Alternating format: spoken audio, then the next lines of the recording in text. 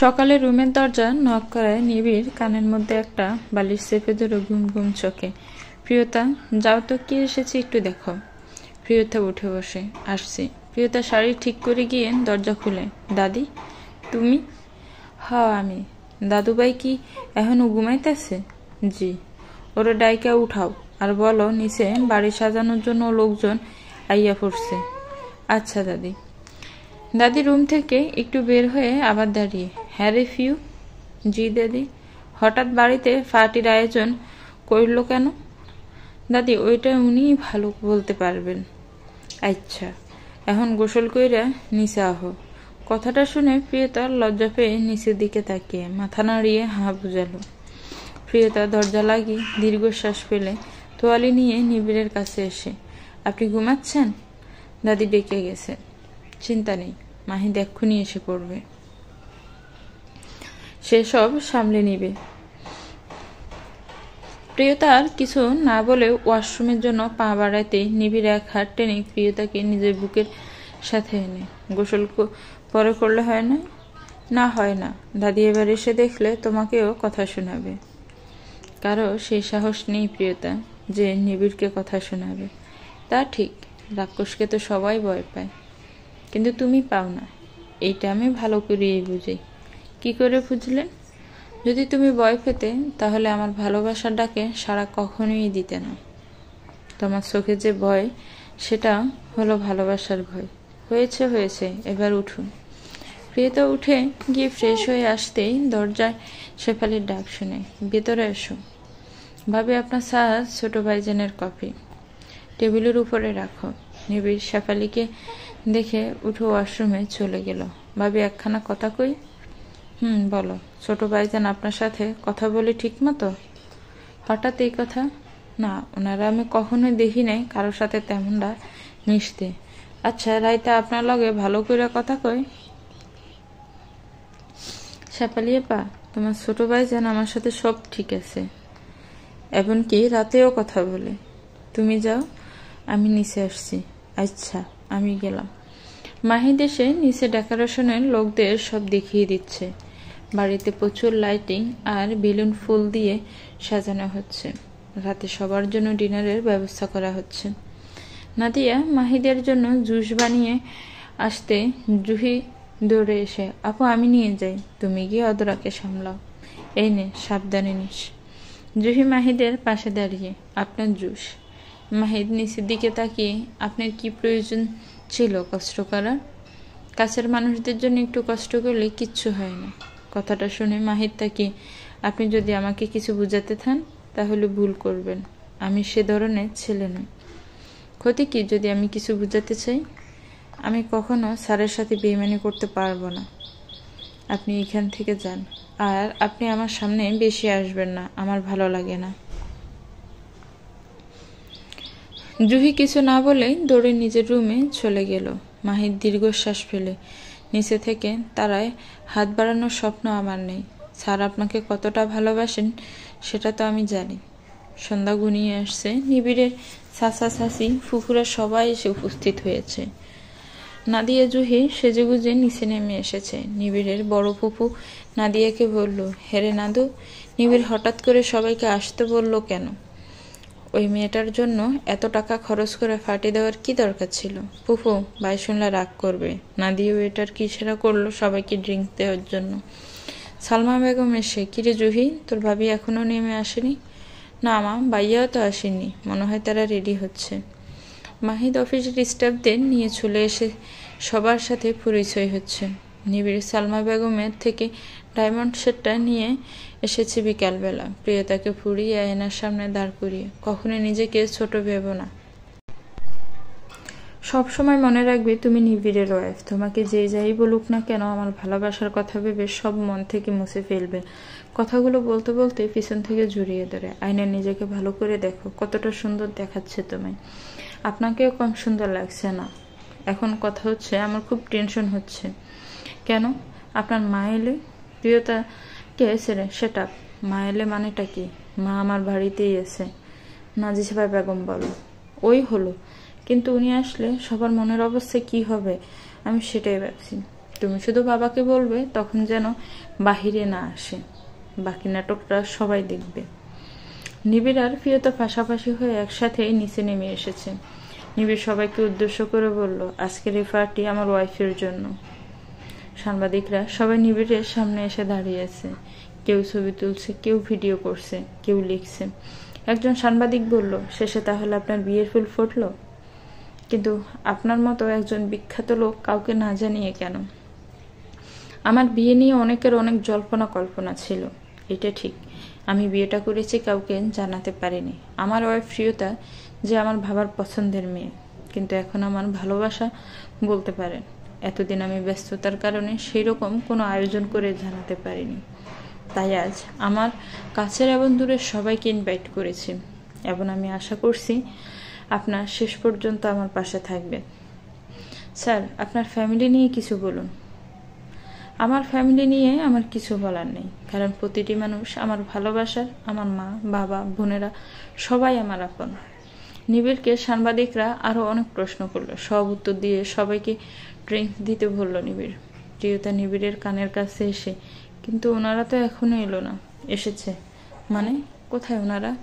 একটু আগে guard phone করেছেন, তারা গাড়ি থেকে নেমেছে এক্ষুনি। নিবিড় সদর দরজার দিকে তাকিয়ে, ওই যে এসে গেছে।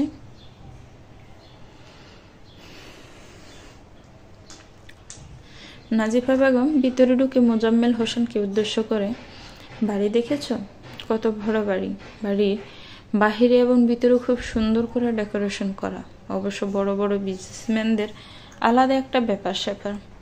নিবিড় মাহিতকে ইশারা করতেই ফুলের তোড়া দিয়ে বরণ করতে নিবিড়ের ঠিক করা লোকেরা, সালমা বেগম, নাদিয়া আর জুহি সবাই অবাক হয়ে সামনের দিকে তাকিয়ে আছে। সবাই আতঙ্কিত হয়ে একে অপরের দিকে তাকাচ্ছে। নিবিড় মাহিতকে আবারও ইশারা করলো, তার বোন আর মা ছাড়া আপাতত কেউ যেন সামনে না আসে। মাহিত এসে, রাফিয়া, তোমাদের এত লেট? আরে বলো না, মা তো প্রিয়তার জন্য কিছু কেনাকাটা করছিল। মাহিদ এসে এগিয়ে এসে, আসুন, স্যারের ফ্যামিলি ওইদিকে।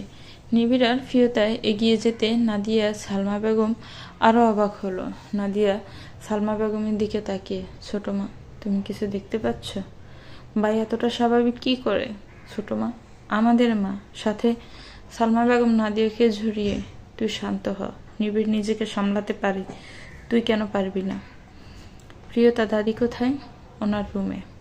গুড। নিবিড় মোজাম্মেলের দিকে হাত বাড়িয়ে, আপনাদের আসতে এত দেরি, সমস্যা হয়নি তো? নাফিজা বেগম আর মোজাম্মেল হোসেনকে সালমা বেগমের সামনে এনে, আমার মা, বড় বোন আর ছোট বোন। নাদিয়া নিবিড়ের দিকে কাঁদো কাঁদো গলায়, ভাই তুই ঠিক আছিস তো? একদম। ভাই তুই আমাদের মাকে কোথায়? আপু, উনি হচ্ছেন সাজিদের হবু ওয়াইফের মা। মানে? একটু পর ভালো করে বুঝবে। মোজাম্মেল হোসেন হাসি মুখে বলল, তোমার বাবাকে তো দেখছি না। আপনি ঠিক বলেছেন আঙ্কেল। বাবা, বাবা আপনি এখানে আসুন, আপনার আদরের ছোট ভাই আপনাকে দেখতে চাইছে। কথাটা শুনে মোজাম্মেল হোসেন আর নাফিজা বেগম অবাক হয়ে একে অপরের দিকে তাকিয়ে আছে। প্রিয়তা গিয়ে মোশাররফ হোসেনকে এনে দাঁড় করাতে নাজিফা বেগমের মাথায় যেন আকাশ ভেঙে পড়ল। দুজন দুজনের দিকে তাকিয়ে আবার সামনে তাকাচ্ছে। নাজিফা বেগম বারবার ডুব গিলে যাচ্ছে। মোজাম্মেল হোসেন নাজিফা বেগমকে বাহু ডোরে জড়িয়ে, আমরা আসি। নিবিড় অট্টহাসি দিয়ে, আসবেন মানে? এখনো তো অনেক নাটক বাকি আছে। আপনার সাথে যে অনেক হিসেব বাকি মিস্টার মোজাম্মেল হোসেন। নাজিফা বেগমের চোখ দিয়ে টপ টপ করে পানি গড়িয়ে পড়ছে। নিবিড়ের চাচিয়ার পুকুরে এসে চারদিক থেকে ঘেরাও করে এক একজন এক এক রকমের কথা শুনিয়ে যাচ্ছে। নিবিড় অনেকক্ষণ পর চেঁচিয়ে বলল, স্টপ, প্লিজ স্টপ। আজ এখানে শুধু আমরা কথা বলবো আর সবাই দেখবেন। বাবা, আপনার কিছু বলার নেই? মোশাররফ হোসেন ভারী গলায় শান্ত হয়ে বলল, বাবা নিবিড়, আমার কোনো অভিযোগ নেই। আজ তোদের যা করার কর, আমার এখানে কিছু বলার নেই। নাজিফা বেগম নিবিড়ের দিকে তাকিয়ে একটু এগিয়ে এসে হাত বাড়িয়ে গাল ছুঁয়ে দিতে নিবিড় হাত ধরে, আপনার সাহস কি করে হয় আমার গায়ে হাত দেওয়া? আপনি কি ভেবেছেন আমি আমার বাবা আপনার সব ভুলে গিয়ে আপনাকে মা বলে স্বীকার করব? নাজিফা বেগম করুণ গলায় বলল, নিবিড় সেট আপ। আমার নাম ধরে ডাকার অধিকার শুধু আমার ফ্যামিলি লোকের, আপনার মতো চরিত্রহীন মহিলার না। মোজাম্মেল হোসেন নাজিফা বেগমকে হাত ধরে কাছে টেনে নিতে নাজিফা বেগম হাত ছাড়িয়ে, তুমি আমাকে ছাড়ো। আমার ছেলে আমার সামনে দাঁড়িয়ে আছে, আর সে আমাকে চরিত্রহীনা বলছে শুধু তোমার কারণে। সেদিন তোমার ভালোবাসায় অন্ধ হয়ে আমি যে অন্যায় করেছি তার শাস্তি আজ আমি হাড়ে হাড়ে পাচ্ছি। আমার নাদিয়ার কাছে এগিয়ে গিয়ে, নাদু তুইও কি আমার কাছে আসবি না? নাদিয়া নিবিড়ের সামনে এসে দাঁড়িয়ে, ভাই এসব কী হচ্ছে, আমাকে একটু বুঝিয়ে বলবি? আমি যে আর সহ্য করতে পারছি না রে ভাই। নিবিড় নাদিয়াকে নিজের বুকের সাথে জড়িয়ে ধরে চলচল চোখে, বোন তুই কাঁদিস না, আমাদের বাবা মা সবাই আছে, কিন্তু এই মহিলা কিছুতেই আমাদের মা হতে পারে না। নিবিড়ের বড় ফুফু এগিয়ে এসে মোজাম্মেল হোসেনের গালে 2 থাপ্পড় দিয়ে, কি করে পারলি এসব করতে? তোরা এতগুলো লোককে কিভাবে ঠকালি? ছোট ছোট 2টা বাচ্চার কথাও কি সেদিন ভাবতে পারলি না? ছি ছি, কোন মুখে আবার এখানে এসেছিস? তোদের লজ্জা করে না? নাজিফা বেগম নিবিড়ের কাছে হাত জোর করে দাঁড়িয়ে, তুমি আমার এত কাছে গিয়েছিলে, তবুও আমি তোকে চিনতে পারলাম না বাবা, আমায় ক্ষমা করে দে। ক্ষমা? আমার অফিস স্টাফগুলোর যে মূল্য আছে আপনার তো সেটাও নেই। মাহিদ তোমার বেতন কত? স্যার 1,20,000। মাহিদের পাশে 2জন স্টাফ দাঁড়িয়ে আছে। নিবিড় তাদের উদ্দেশ্য করে, আপনাদের স্যার 1 লাখ করে। নিবিড় এবার তাচ্ছিল্য হাসি দিয়ে, এবার দেখুন মিস নাজিফা বেগম, এদের যে মূল্য আছে আপনার তো সেটাও নেই। সেদিন আপনি আপনার চরিত্রটা কত টাকায় বিক্রি করেছিলেন ওই লোকটার কাছে? ওরা যে টাকা মাইনে পায় তার থেকেও বেশি। নাজিফা বেগম নিবিড়ের মুখ থেকে এসব শুনে চুপ করে। আমি আর সহ্য করতে পারছি না, তুমি চুপ করো। আপনার কি মনে হয় এখানে লোকেদের কি বুঝার বাকি আছে আপনার চরিত্রের কথা? আমার ভাবার কি কমতি ছিল আপনার কাছে? টাকা, সম্মান নাকি ভালোবাসা? নিবিড়, আমি ভুল করেছি বাবা, আমাকে তোরা সবাই ক্ষমা করে দে। ক্ষমা? কিসের ক্ষমা? কাজের মেয়েকে আগুনে পুড়িয়ে মেরে ফেলার, নাকি একটা মানুষকে জীবন্ত লাশ বানিয়ে যাওয়ার, নাকি 2টা বাচ্চার কাছ থেকে তাদের ন্যায্য অধিকার কেড়ে নেওয়ার? আপনিই বলুন, আপনাদের কিসের ক্ষমা করবে? আরে আপনারা যে বিয়েটা করেছেন সেটাও তো বৈধ না, কারণ আমার বাবা তো আপনাকে ডিভোর্সই দেয়নি। তাহলে আপনার আর ওই লোকটা যে সন্তান রাফিয়া, সে তো অবৈধ সন্তান, যাকে নিজ থেকে বলা যায় জারজ সন্তান। রাফিয়া নিবিড়ের কথা শুনে চিৎকার দিয়ে, না মা, ও মা, তুমি চুপ করে আছো কেন? আমি সত্যিই জারজ সন্তান। সাজিদ তোমার বন্ধু কি বলছে? প্লিজ ওনাকে চুপ করতে বলো। আমি অনেক সয়েছি এতক্ষণ, আর পারবো না। আমাদের এইভাবে ডেকে এনে সবার সামনে অপমান করার ওনার কোনো অধিকার নেই। 2 দিনের পরিচয় উনি আমার মাকে এসব বলতে পারেন না। আমার মা কখনো কোনো অন্যায় করতে পারে না। সাজিদ প্লিজ ওনাকে চুপ করতে বলো। সাজিদ চুপ করে আছে, রাফিয়াকে বাহু ডোরে জড়িয়ে। নিবিড় মিথ্যা কথা বলে না রাফিয়া, তোমার মাই নিবিড়ের নিজের মা। রাফি স্তব্ধ হয়ে তাকিয়ে আছে সাজিদ দিকে, কিছু বলতে পারছে না।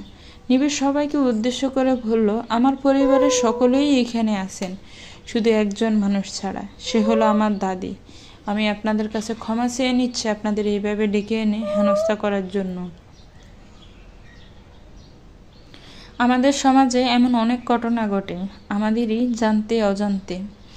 আমাদের দেখার বাহিরেও যে কিছু আছে সেটাও আমাদের বোঝা উচিত। আমার মতো যারা চোখের সামনে কি ঘটেছে সেটা নিয়েই জীবনের পাড়ি দেওয়াটা, সেটা হচ্ছে সবচেয়ে বড় ভুল। আমি সেসব মায়েদের বলবো যারা সামান্য সুখের জন্য নিজের সন্তানদের ছেড়ে আরেকটা ছেলের হাত ধরে চলে যান, আপনি কি একবারও ভেবে দেখেছেন এর সন্তান বড় হলে আপনাকে কোন চোখে দেখবে?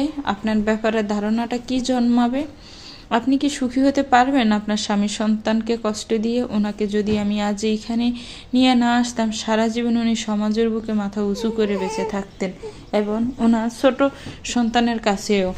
সে তো জানতো না তার মা বাবা কতটা নির্লজ্জ আর বেহায়া। আমি মনে করি আর সবার সামনে যে অপমান আর লাঞ্ছিত হয়েছে, এর চেয়ে বড় শাস্তি আর এই পৃথিবীতে নেই। যতদিন বেঁচে থাকবে সমাজের মানুষ আপনাদের কোন চোখে দেখবে একটু চোখ বন্ধ করে ভেবে দেখুন। নাজিফা বেগম চোখ মুছে নিবিড়ের মাথায় হাত দিয়ে, আমি তোমার মা হওয়ার যোগ্য নই বাবা।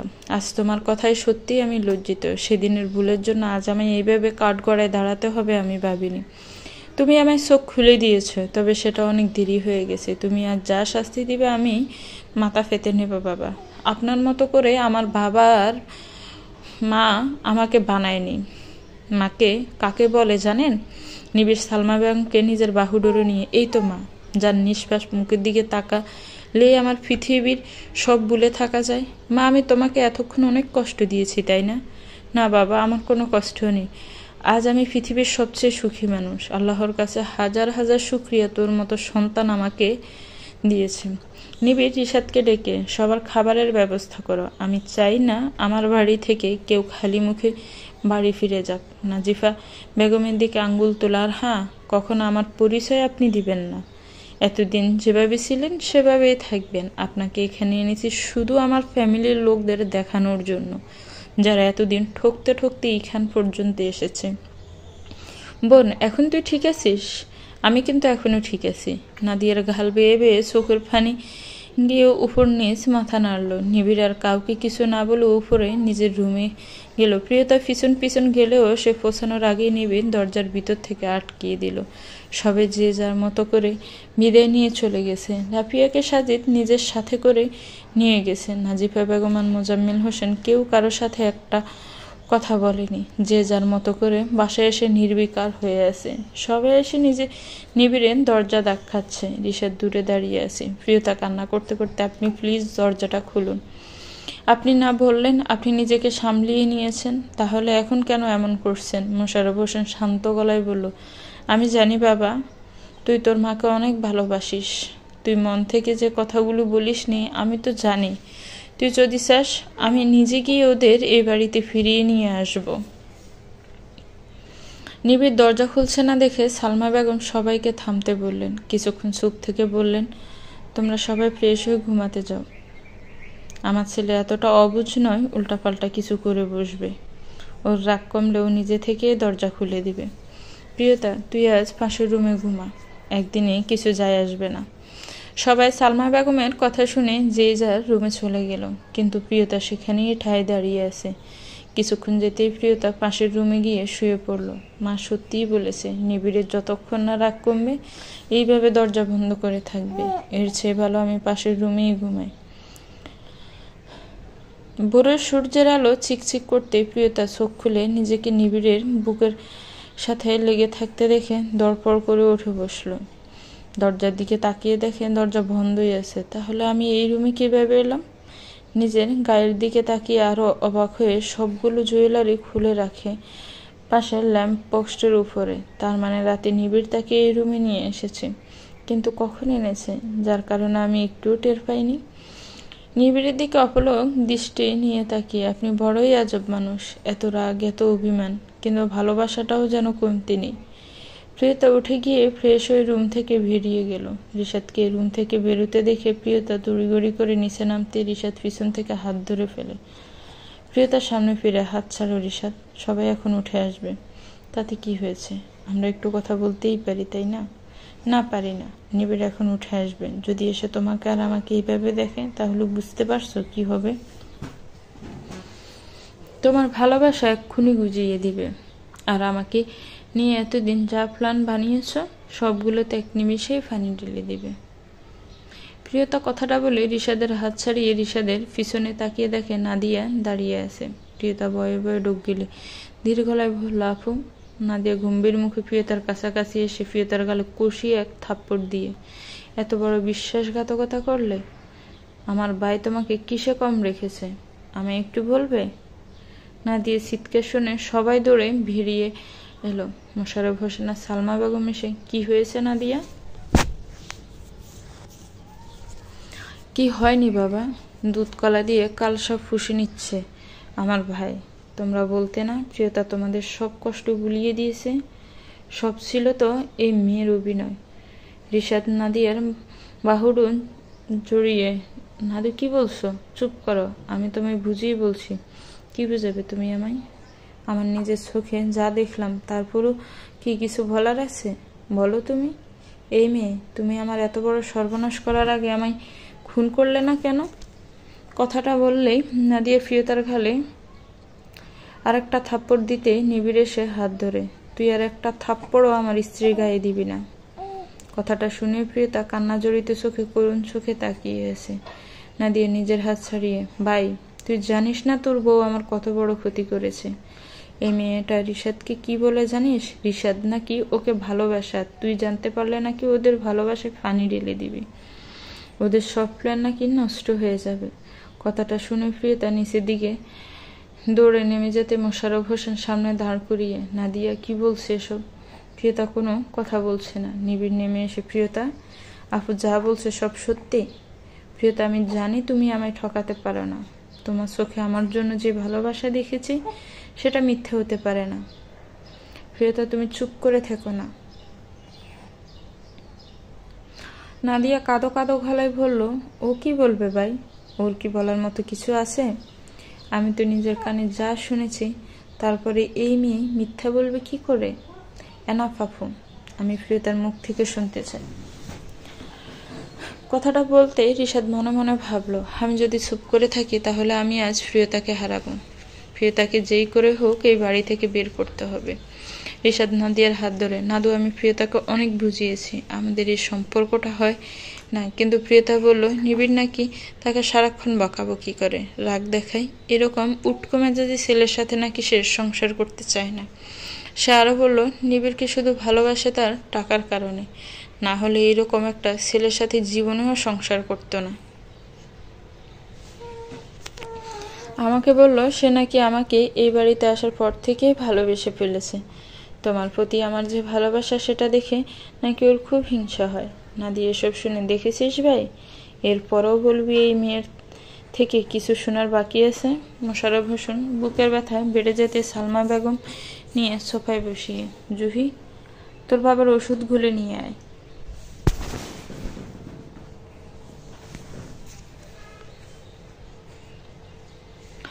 নিবিড় প্রিয়তার দিকে তাকিয়ে আছে।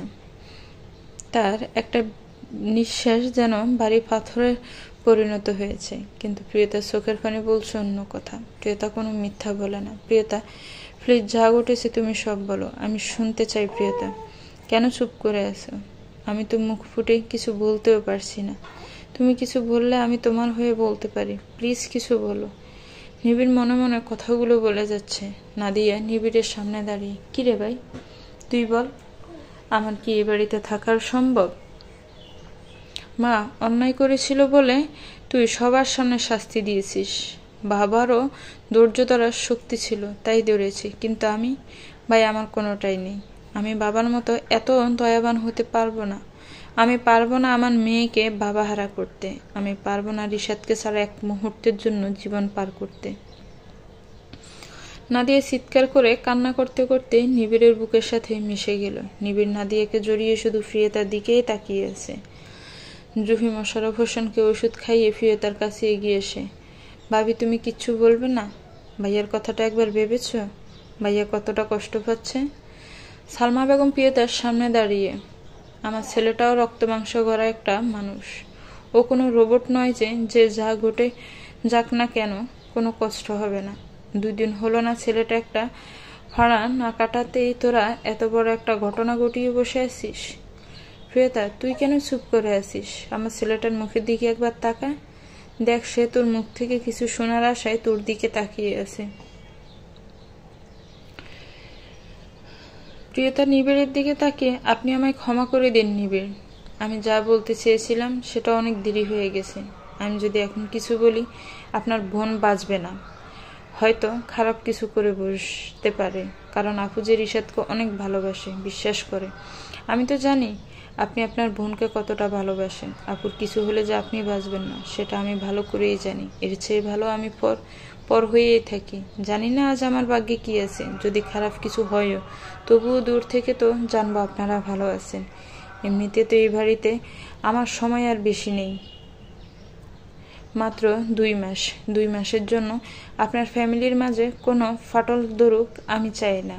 আমাকে তো চলেই যেতে হবে আজ, নয়তো কাল। কিন্তু আপুর ভালোবাসার প্রতি বিশ্বাস কমে যাক আমি চাই না। হয়তো আপু আমার কথা বিশ্বাস করবে না, মাঝ থেকে আপনাদের ভাই বোনের সম্পর্ক আমার জন্যই নষ্ট হয়ে যাবে। এর চেয়ে ভালো আমার চুপ করে থাকাটাই। নিবিড় নাদিয়াকে নিজের কাছ থেকে সরিয়ে প্রিয়তার সামনে দাঁড়িয়ে, আমার চোখের দিকে তাকাও। প্রিয়তা নিজের চোখের পানি মুছে নিচের দিকে তাকিয়ে আছে। নিবিড় ধমক দিয়ে, কি হলো, তাকাও বলছি। প্রিয়তা ভয়ে ভয়ে তাকাতে তুমি বলো এসব কিছু মিথ্যা। বলো প্রিয়তা, সত্যিটা কি? আমার কেন মনে হচ্ছে আমার ভালোবাসা মিথ্যে হতে পারে না? নিবিড়ের দাদি আর তনুষা নিজেদের রুম থেকে বেরিয়ে এসে দাদি বলতে লাগলো, সি সি, শেষে কিনে এসব দেখবার জন্য বাঁচাইয়ে রাখলো আল্লাহ। নিবিড় দাদির কথায় কিছু না বলে, প্রিয়তা প্লিজ আমার ধৈর্যের পরীক্ষা নিও না। তুমি জানো না আমি এখন কি করতে পারি। প্রিয়তা চিৎকার দিয়ে, কি করবেন আপনি? মেরে ফেলবেন আমায়? তাহলে মেরেই ফেলুন। এই স্যার আপনি কি করতে পারেন? ও, আমি তো ভুলেই গিয়েছি, আপনি তো ইশতিয়াক ইসলাম নিবিড়, একজন বিখ্যাত বিজনেসম্যান, যার কথায় সবাইকে উঠতে হয় বসতে হয়। সবাইকে আপনি চাকর বানিয়ে রাখতে চান, নিজেকে আকাশ সমান বসিয়ে রেখেছেন। এবার একটু নিচে নামুন নিবিড় সাহেব, আর কত উপরে বসে থাকবেন? পরের ওপর হুকুম চালাবেন। আপনি কি ভাবেন সবাই আপনাকে ভয় পায়? না, আমি অন্তত পাই না, কারণ আমি আপনাকে রাক্ষস ছাড়া কিছুই ভাবি না। নিবিড় প্রিয়তার বাহুডোরে জাকিয়ে, তাহলে এতদিন তোমার সব মিথ্যা ছিল? বলো তুমি। আমি যে তোমাকে ভালোবেসেছি তাও কি মিথ্যা? সব বাদ দিয়ে দিলাম। কাল রাতে যে তোমাকে পাশের রুম থেকে কোলে করে নিয়ে এসে নিজের বুকে জায়গা দিলাম, সে ভালোবাসাটুকুও মিথ্যা? হ্যাঁ, সব মিথ্যা। মিথ্যা। আপনি নিজের শরীরের জ্বালা মিটিয়েছেন আমাকে দিয়ে, দিনের পর দিন আমাকে ব্যবহার করেছেন। কথাগুলো বলতে নিবিড় প্রিয়তার গালে সমস্ত শক্তি দিয়ে থাপ্পড় মেরে চোখ বন্ধ করে আছে। মোশাররফ হোসেন আর সালমা বেগমও চোখ বন্ধ করে নিজেদের চোখ মুছছে। নাদিয়া নিবিড়ের কাছে এগিয়ে গিয়ে এসে, ভাই ওকে আর মারতে হবে না, আমি চলে যাচ্ছি। আমার ছোট বাড়িটাই আমার ভালো, আমার কপালে যা আছে তাই হবে, তবুও আমি রিশাদকে হারাতে পারবো না। নিবিড় নাদিয়ার চোখের পানি মুছে দিয়ে, তুই কোথাও যাবি না আপু, যার কারণে এত প্রবলেম সেই এই বাড়ি থেকে চলে যাবে। আমার বাড়িতে কখনো বেঈমানের জায়গা নেই। যে ভালোবাসার মূল্য দিতে জানে না তাকে আমি এই বাড়িতে কিছুতেই দেখতে চাই না। প্রিয়তাকে বিড়বিড় করে বলল, আমি আমার শরীরের জ্বালা মিটেছি তোমাকে দিয়ে? আমি যদি তাই করে থাকি তাহলে একই অন্যায় তুমিও করেছ। তুমি আমার ফ্যামিলির সামনে যে ছোট আমায় করেছ তার কোনো ক্ষমা নেই। নিবিড় কথাগুলো বলে উপরে নিজের রুমে চলে গেল। নাদিয়াও রুমে যেতে রিশাদও পিছন পিছন চলে গেল। একে একে সবাই চলে গেলেও শেফালি প্রিয়তার সামনে দাঁড়িয়ে, ভাবি তুমি মিথ্যা কইলা কেন? ওই লোকটা যে তোমার মাঝে মাঝে বিরক্ত করে, তুমি কইলা না কেন? শেফালি আপা, ভাবি আমি সব বুঝে ফেলাইছি আগে। এই লোকটা প্রায় সময় তোমার এইটা ওইটা ভুলা ভয় দেখাইতো, আর তুমি কাউরে কিচ্ছু কও নাই। সবাইরে না কইতা, ছোট ভাইজানরে তো একবার কইতা। শেফালি আপা, আমি যেদিন প্রথম তোমার ভাইজানরে বলছি সে ঘুমিয়ে পড়েছিল, কিন্তু শুনতে পাইনি। পরে যখন বলতে চাইছি সেদিন শুনলাম তোমার ভাইজান রিশাদকে পুরো অফিসের এমডি বানিয়েছে। তখন বললে নিবিড় বলতো আমি ওর বোনের ভালো চাই না, তাই এসব বলছি। আর আমার হাতে তো কোনো প্রমাণও নেই ওকে দেখাবো। এখন কি করবো ভাবি? সত্যি সত্যি চলে যাবা? এছাড়া আমার আর কোনো উপায় নেই। তাই কই যাইবা? বাপের বাড়ি? জানি আপা, তোমার তো একখান আশ্রয় আছে, আমার সেটাও নেই। মায়ের কাছে গেলে থাকতে দিবে কিনা সেটাও আমি জানি না, তবে ওই বাড়ি ছাড়া দেওয়া ছাড়া উপায়ও নেই। প্রিয়তা ধীরে ধীরে রুমে গিয়ে দেখে নিবিড় ইজি চেয়ারে হেলান দিয়ে বসে আছে, চোখ বন্ধ করে কপালে হাত দিয়ে। প্রিয়তার ব্যাগ নিয়ে নিজের কয়েকটা শাড়ি আর কয়েকটা জামা গুছিয়ে নিয়েছে। নিবিড় প্রিয়তার আলমারি খোলা আর বন্ধ করার শব্দ পেয়ে চোখ খুলে প্রিয়তার দিকে তাকিয়ে আছে। প্রিয়তার হাতে ব্যাগ নিয়ে নিবিড়ের সামনে দাঁড়িয়ে, ক্ষমা করে দিবেন আমায়, নিজের খেয়াল রাখবেন। তনুষা তো এখনো আছে, পারলে বিয়েটা করে নিন। আপনার ইচ্ছে হলে ডিভোর্স পেপার পাঠিয়ে দিবেন, আমি সাইন করে দিব। নিবিড় চুপ করেই আছে। ভালো থাকবেন, আজ থেকে কেউ আপনাকে আর বকবক করে জ্বালিয়ে মারবে না। আপনারও বলতে হবে না প্রিয়তা, প্লিজ বকবকানি বন্ধ করো, বেশি রাত করে অফিসের কাজ করবেন না। সেটা তোমার কাছ থেকে কোনো পরামর্শ শুনতে চাই না। প্রিয়তা কিছু বলল না, চোখ মুজে দরজা পর্যন্ত যেতেও নিবিড় আবার বলল, প্রিয়তা এখনো সময় আছে সত্যিটা বলা, তুমি শুধু একবার বলো সব মিথ্যা, রিশাদ যা বলেছে। প্রিয়তা কিছু না বলে ঘন ঘন পায়ে হেঁটে চলে এলো নিচে নেমে। নিবিড় দীর্ঘশ্বাস ফেলে, তুমিও আমার মায়ের মতো আমায় ঠকালে? আমি যাদের ভালোবাসি তারা কেন আমায় এমন করে ঠকায় বলতে পারো? প্রিয়তার রুমে ঢুকতে সালমা বেগম বেরিয়ে গেল। প্রিয়তা তাচ্ছিল্যের হাসি ফুটিয়ে মোশাররফ হোসেনের কাছে এগিয়ে গিয়ে, বাবা আমি আসি। তোমার ছেলেটার দিকে একটু খেয়াল রেখো। এতই যখন ভালোবাসিস তাহলে ছেড়ে যাচ্ছিস কেন? কেন করলি সকাল থেকে এই নাটক? তুই যে কাউকে বাঁচানোর জন্য মিথ্যে বলছিস আমি ঠিক বুঝেছি রে মা। কথাটা বলতেই প্রিয়তা নিজেকে সামলাতে না পেরে মোশাররফ হোসেনকে জড়িয়ে, বাবা এছাড়া আমার কোনো উপায় নেই। আমি যে ওনাকে বড্ড ভালোবাসি বাবা। আমি ছেড়ে গেলে হয়তো উনি ক্ষণিকের জন্য কষ্ট পাবেন, কিন্তু আপু গেলে উনি সারা জীবন আমায় ক্ষমা করতে পারবেন না। উনি আপুকে কতটা ভালোবাসেন আমি তো জানি, তাই বলে নিজেকে বিসর্জন দিয়ে দিবে? আরে পাগলি, অন্যায় যে করে আর অন্যায় যে সয় দুজনেই সমান অপরাধী। জুহি এসে, বাবা তুমি ঠিক বলেছ, আমি বিশ্বাস করি না ভাবি কোনো অন্যায় করবে। প্রিয়তা মাথা উঠিয়ে, পরীক্ষা ভালো করে দিও, বাবা মায়ের দিকে একটু খেয়াল রাখিও, সাথে তোমার ভাইয়াকেও, ও অনেকটা ভেঙে পড়েছে। তুই সত্যিই চলে যাবি? হ্যাঁ বাবা। ঠিক আছে, আমি তোকে আটকাবো না। একদিন আমার ছেলে তোকে ফিরিয়ে নিয়ে আসবে, এটা আমি বলে রাখলাম। প্রিয়তা কথা না বাড়িয়ে বিদায় নিল নিবিড়ের বাড়ি থেকে। কোথায় যাবে এখনো ঠিক করেনি সে। ক্ষণিকের স্বপ্নের রাজ্যের রানী ছিল ওই কয়েকটা মাস। ঘুম থেকে জেগে কষ্টকে আবার আপন করে নিয়েছে। হয়তো অনেক কথা শুনতে হবে তাকে। সমাজের লোকেরা তো কখনোই তাকে ছাড় দিবে না, সাথে নিজের মায়ের পেটের বোনগুলো। নিজের ভাগ্যকে মেনে নিয়ে কথাগুলো ভাবতে ভাবতে বাড়ি এসে পৌঁছালো প্রিয়তা।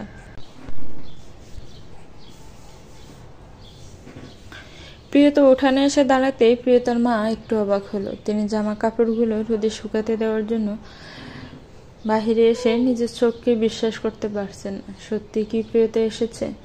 হাতে জামার কাপড়গুলো রেখে দৌড়ে প্রিয়তার কাছে এসে, প্রিয়তা মা তুই এসেছিস, কথাটা বলে কান্না জড়িত চোখে জড়িয়ে ধরেছে। কিছুক্ষণ দুজনেই চুপ ছিল। প্রিয়তার মাথায় হাত বুলিয়ে, জামাই বাবা আসেনি? কই, ওকে তো দেখছি না। খুব শান্ত গলায় প্রিয়তা বলল, ও আর আসবে না মা। কথাটা বলেই প্রিয়তা বাড়ির ভেতর ঢুকে নিজের রুমের দরজা আটকিয়ে দিল। দরজায় নিজের ফিট ঠেকিয়ে দাঁড়িয়ে থেকে অজরে চোখের ফানুগুলো ঝরাতে লাগলো। নূরজাহান বেগম অবাক হয়ে তাকিয়ে পিছন পিছন এসে দরজা বন্ধ দেখে, প্রিয়তা কি হয়েছে মা? ওই বাড়িতে কি কোনো ঝামেলা হয়েছে?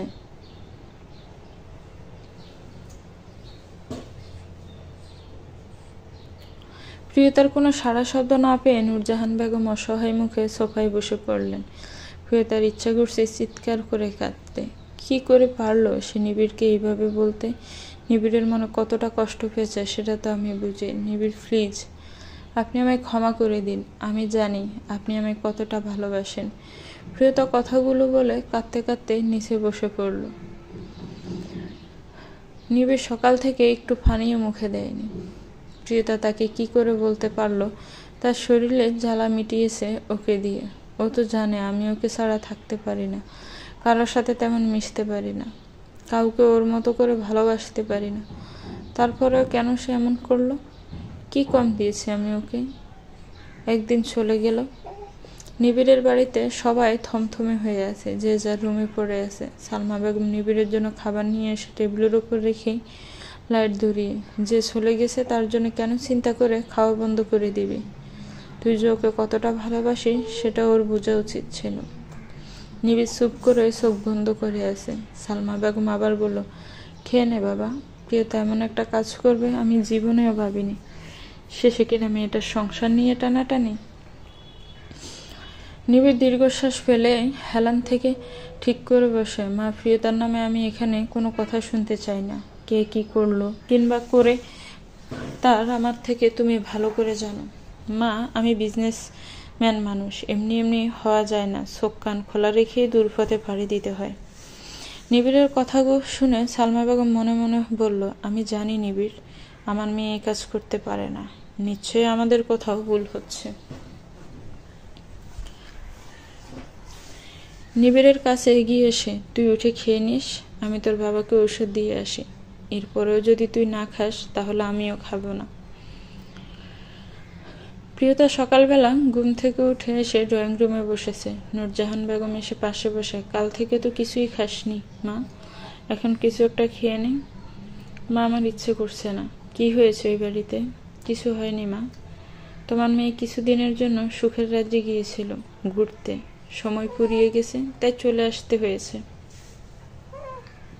তুই কি সত্যিই আর ওই বাড়িতে যাবি না? আমি না হয় জামাইকে একটা ফোন দিয়ে দেখি, আমি বললে নিশ্চয়ই সে এসে তোকে নিয়ে যাবে। ছেলেটা খুব ভালো, তোকে অনেক ভালোবাসে, সেদিন নিজের চোখে দেখলাম। না মা, তুমি ওকে কোনো ফোন দিবে না, আমি যেভাবে আছি ভালো আছি। আচ্ছা মা, তুমি থাকো, আমি কলেজে ইশাকের সাথে একবার দেখা করতে হবে। চাকরিটা যে আমার আবার বড্ড প্রয়োজন। চাকরিটা যদি না হয় অন্য কিছু দেখব, চিন্তা করো না মা। তোমার মেয়ে এখন বাস্তবতা খুব ভালো করে বুঝে। এই কয়েকটা মাস অনেক কিছু শিখেছি, কিভাবে শত আঘাতেও নিজেকে সামলিয়ে নিতে হবে। কথাটা মনে মনে বলল, মা, নিবিড় যে আঘাত পেয়েছে সে আঘাতের তুলনা আমার আঘাত কিছু না। মানুষটার কাছে শিখেছি কি করে শত কষ্টে নিজেকে সামলাতে হয়। কয়েকদিন হয়ে গেল নিবিড় আর প্রিয়তার মাঝে একবারও কথা হয়নি। নিবিড় বারবার ফোন হাতে নিয়েও আবার ছুঁড়ে ফেলে দিয়েছে। প্রিয়তাও ফোনের দিকে তাকিয়ে তাকিয়ে অপেক্ষার প্রহর গুনছে। সকাল সকাল অফিসে যাওয়ার জন্য রেডি হয়ে নিচে এসে নাস্তার টেবিলে বসলো। নাদিয়া সবাইকে নাস্তা দিয়ে অদরাকে খাওয়াচ্ছে। রিশাদ এখনো নাস্তা করতে আসেনি। নাদিয়া শেফালিকে ডেকে রিশাদকে ডেকে আনতে বলল।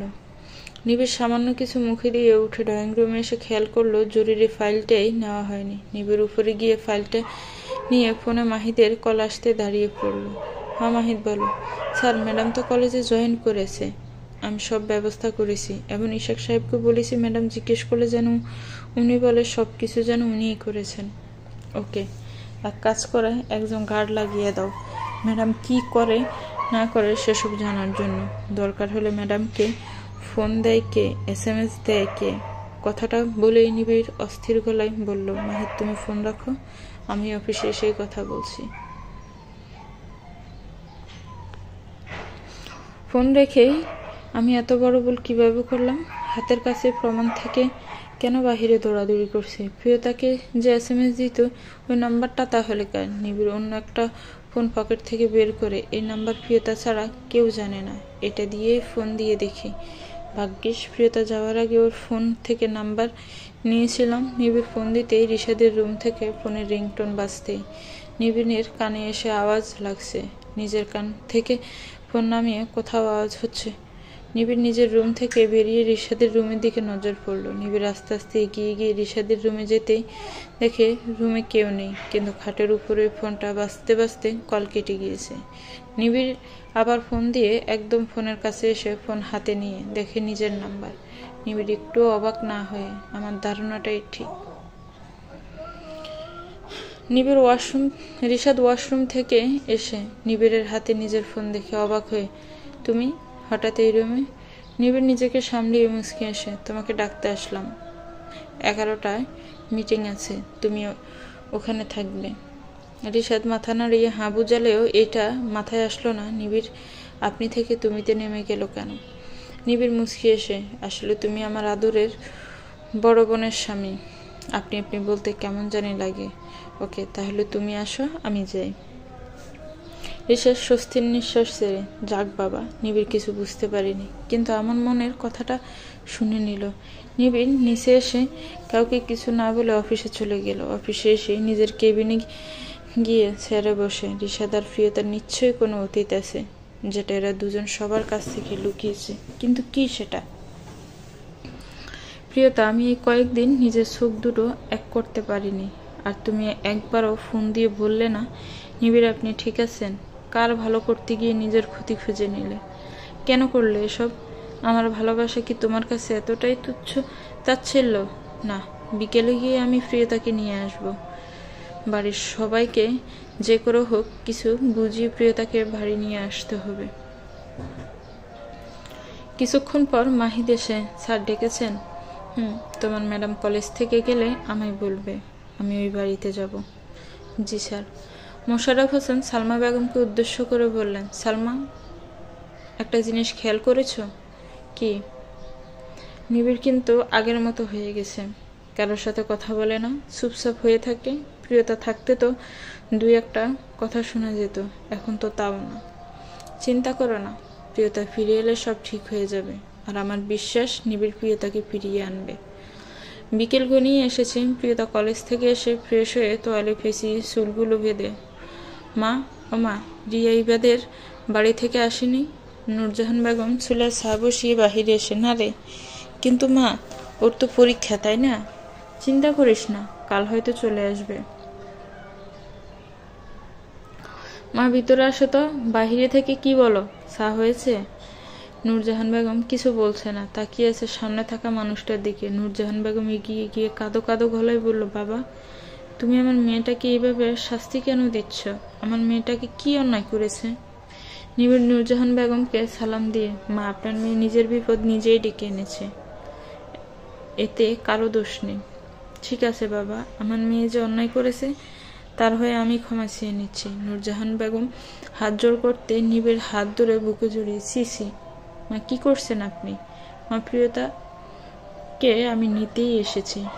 হ্যাঁ বাবা, ওকে নিয়ে যাও। ইবা আর অনিলা আসলে ওকে কথা শোনাতে ছাড়বে না। তোমার বাড়ি থেকে যদি সুন্দরভাবে আসে তাহলে কিছু বলবে না, কিন্তু এইভাবে থাকলে লোকজন নানান কথা বলবে। প্রিয়তা নূরজাহান বেগমের সারা শব্দ না পেয়ে, মা, তোমাকে কতবার বলেছি আমাকে এক কাপ চা দিও, আমি নিজে করতে গেলাম। তুমি? এগিয়ে এসে নিবিড়কে দেখে স্তব্ধ হয়ে দাঁড়িয়ে পড়েছে। বুকের ভিতর প্রচণ্ড ছিনছিন ব্যথা করছে। নিবিড় সত্যি আমার সামনে দাঁড়িয়ে আছে, কিন্তু এখানে কেন এসেছো? বাড়ির সবাই জানে?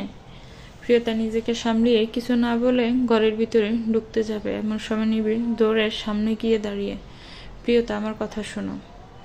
তোমার সাথে আমার অনেক কথা আছে, কিন্তু আমার আপনাকে কিছু বলার নেই। প্রিয়তা, আমি তোমায় নিতে এসেছি, আপু জানে?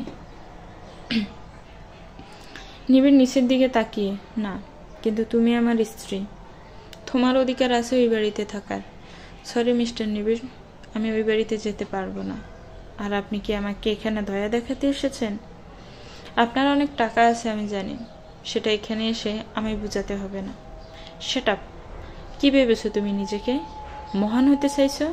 তুমি কি ভেবেছো আমি কিছু বুঝি না, নাকি আমি জানতে পারবো না? প্রিয়তা, যে ভালোবাসে সে জানে ভালোবাসা হারানোর কষ্টটা কি।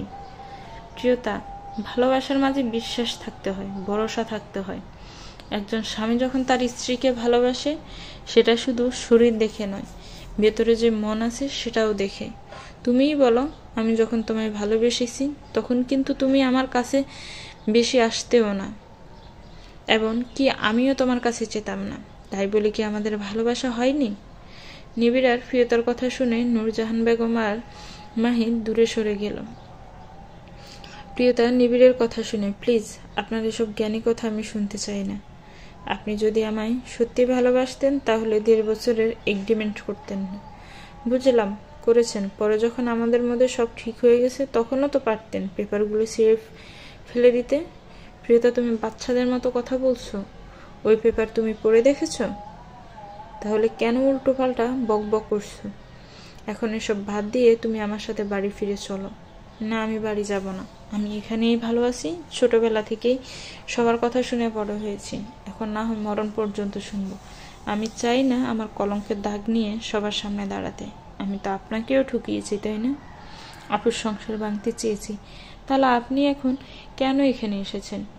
সেদিন তো সবার সামনে সব বিশ্বাস করিয়ে নিয়েছেন।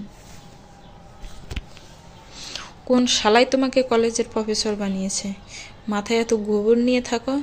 এই, তুমি বাচ্চাদের শিখাও কি আমার একটু বলো তো? মানে, আমার ইচ্ছে করছে তোমাকে কষিয়ে 2টা থাপ্পড় দিই। তুমি আমাকে আগে এইটা বলো, রিসাদ যে তোমাকে SMS করতো, তুমি আমায় আগে বলনি কেন? কথাটা শুনে প্রিয়তা ছমকে নিবিড়ের দিকে তাকিয়ে, কি যাতা বকছেন? উনি আমাকে SMS দিবে কেন? কথাটা আমার চোখের দিকে তাকিয়ে বলো তো। প্রিয়তা নিচের দিকে তাকিয়ে কি বলবে বুঝতে পারছে না। নিবিড় মুচকি এসে, পারবে না বলতে, কারণ আমি জানি তুমি আমার চোখের দিকে তাকিয়ে মিথ্যা বলতে পারো না।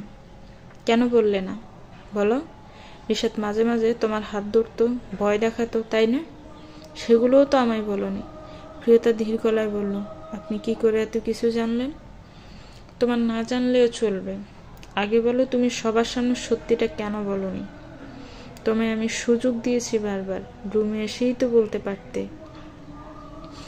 প্রিয়তা কিছু বলছে না দেখে নিবিড় ধমকে, কেন বলনি বলো? প্রিয়তা কাঁদো কাঁদো গলায় বলল, আমি আপনাকে অনেক বলার চেষ্টা করেছি, কিন্তু যখনই বলতে চেয়েছি একটা না একটা প্রবলেম হয়ে যেত। আপনার মনে আছে যেদিন আমি বলেছিলাম রিশাদকে আমার অফিসের এমডি বানাবো? আমি সেদিনও বলতে চেয়েছি, কিন্তু আপনার কথা শোনার পর আপনি বিশ্বাস করবেন না ভেবে আমি আর বলিনি। হয়তো আপনি আমায় ভুল বুঝতেন। নিবিড় ধীর গলায় বলল, একবার তো বলে দেখতে পারতে, আমি তোমায় ভুল বুঝি কিনা সেটা যাচাই করে নিতে। প্রিয়তা, স্বামী স্ত্রীর সম্পর্কের মানে জানো? আমার তো মনে হয় তুমি জানো না। যদি জানতে, আমাদের মাঝে এত বড় দেওয়াল বানিয়ে ফেলতে না।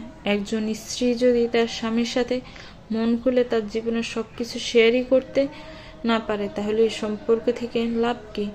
স্বামী তো সেই, যার কাছে নিজের স্ত্রী কোনো কথা বলতে দ্বিধায় পড়বে না, কখনো মনে আসবে না আমি এই কথা বললে আমার স্বামী আমাকে ভুল বুঝবে, অবিশ্বাস করবে। যদি এমন কথা মনে হয়ে থাকে, তাহলে সে সম্পর্কের কোনো নাম নেই, কোনো রং নেই। তোমাকে আমি আগেই বলেছি, আমার কাছে কিছু লুকাবে না। আমি যদি এক পা সামনে বাড়াই, তুমিও এক পা সামনে বাড়িয়ে আসবা, তাহলে সে সম্পর্ক কখনো নষ্ট হয় না। এখন তুমি বলো, আমি কি তোমার যোগ্য স্বামী নই বলে আমার কাছে সব লুকিয়েছ, নাকি আমাকে তুমি বিশ্বাস করতে পারছো না? প্রিয়তা কিছু বলতে পারছে না, গলাটা ভারী হয়ে এসেছে। হঠাৎই নিবিড়ের বুকে নিজেকে লুকিয়ে কাঁদতে কাঁদতে সরি। নিবিড় প্রিয়তাকে জড়িয়ে ধরে, I love you. Priyata, I love you. জানি তো আমি আই লাভ ইউ বলেছি তোমাকে। হ্যাঁ, শুনেছি। নিবিড় এবার প্রিয়তাকে ছাড়িয়ে দুপাশের কাঁধ শক্ত করে ধরে, আবার সেদিনের মতো শুরু করেছ? একটু ভালো কথা বললে মাথায় সরে বসো। এই তোমার প্রবলেম কি? আই লাভ ইউ বলে মানুষের আনসার এরকম হয় আমার জানা নেই। প্রিয়তা ন্যাকামি গলায় বলল, আমি করি তো, তাতে আপনার কি? এখন শক্ত করে জড়িয়ে ধরুন। নিবিড় অবাক হওয়ার ভান করো, ওয়েট ওয়েট, আমি তোমাকে ধরলে আমার ঝালা মিটাই, এখন তুমি কেন আসছো? ইচ্ছে করে বলিনি তো। তাহলে কয়েকদিন আমায় ছাড়া ছিলে কিভাবে? 2 মাস পর তো এমনি আপনাকে ছাড়া থাকতে হবে। এখন এত ভালোবাসা দেখিয়ে লাভ কি? আসলেই তো। মাহিত, ফালটা নিয়ে আসো। ম্যাডামকে এক্ষুনি চলে যাওয়ার সব ব্যবস্থা করে দিচ্ছি।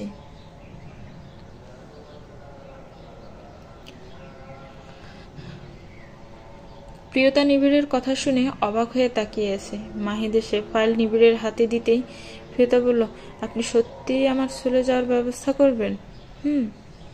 ফাইল খুলে প্রিয়তার হাতে দিয়ে, আগে এটা পড়ো, তারপর তোমায় বিদায় করব।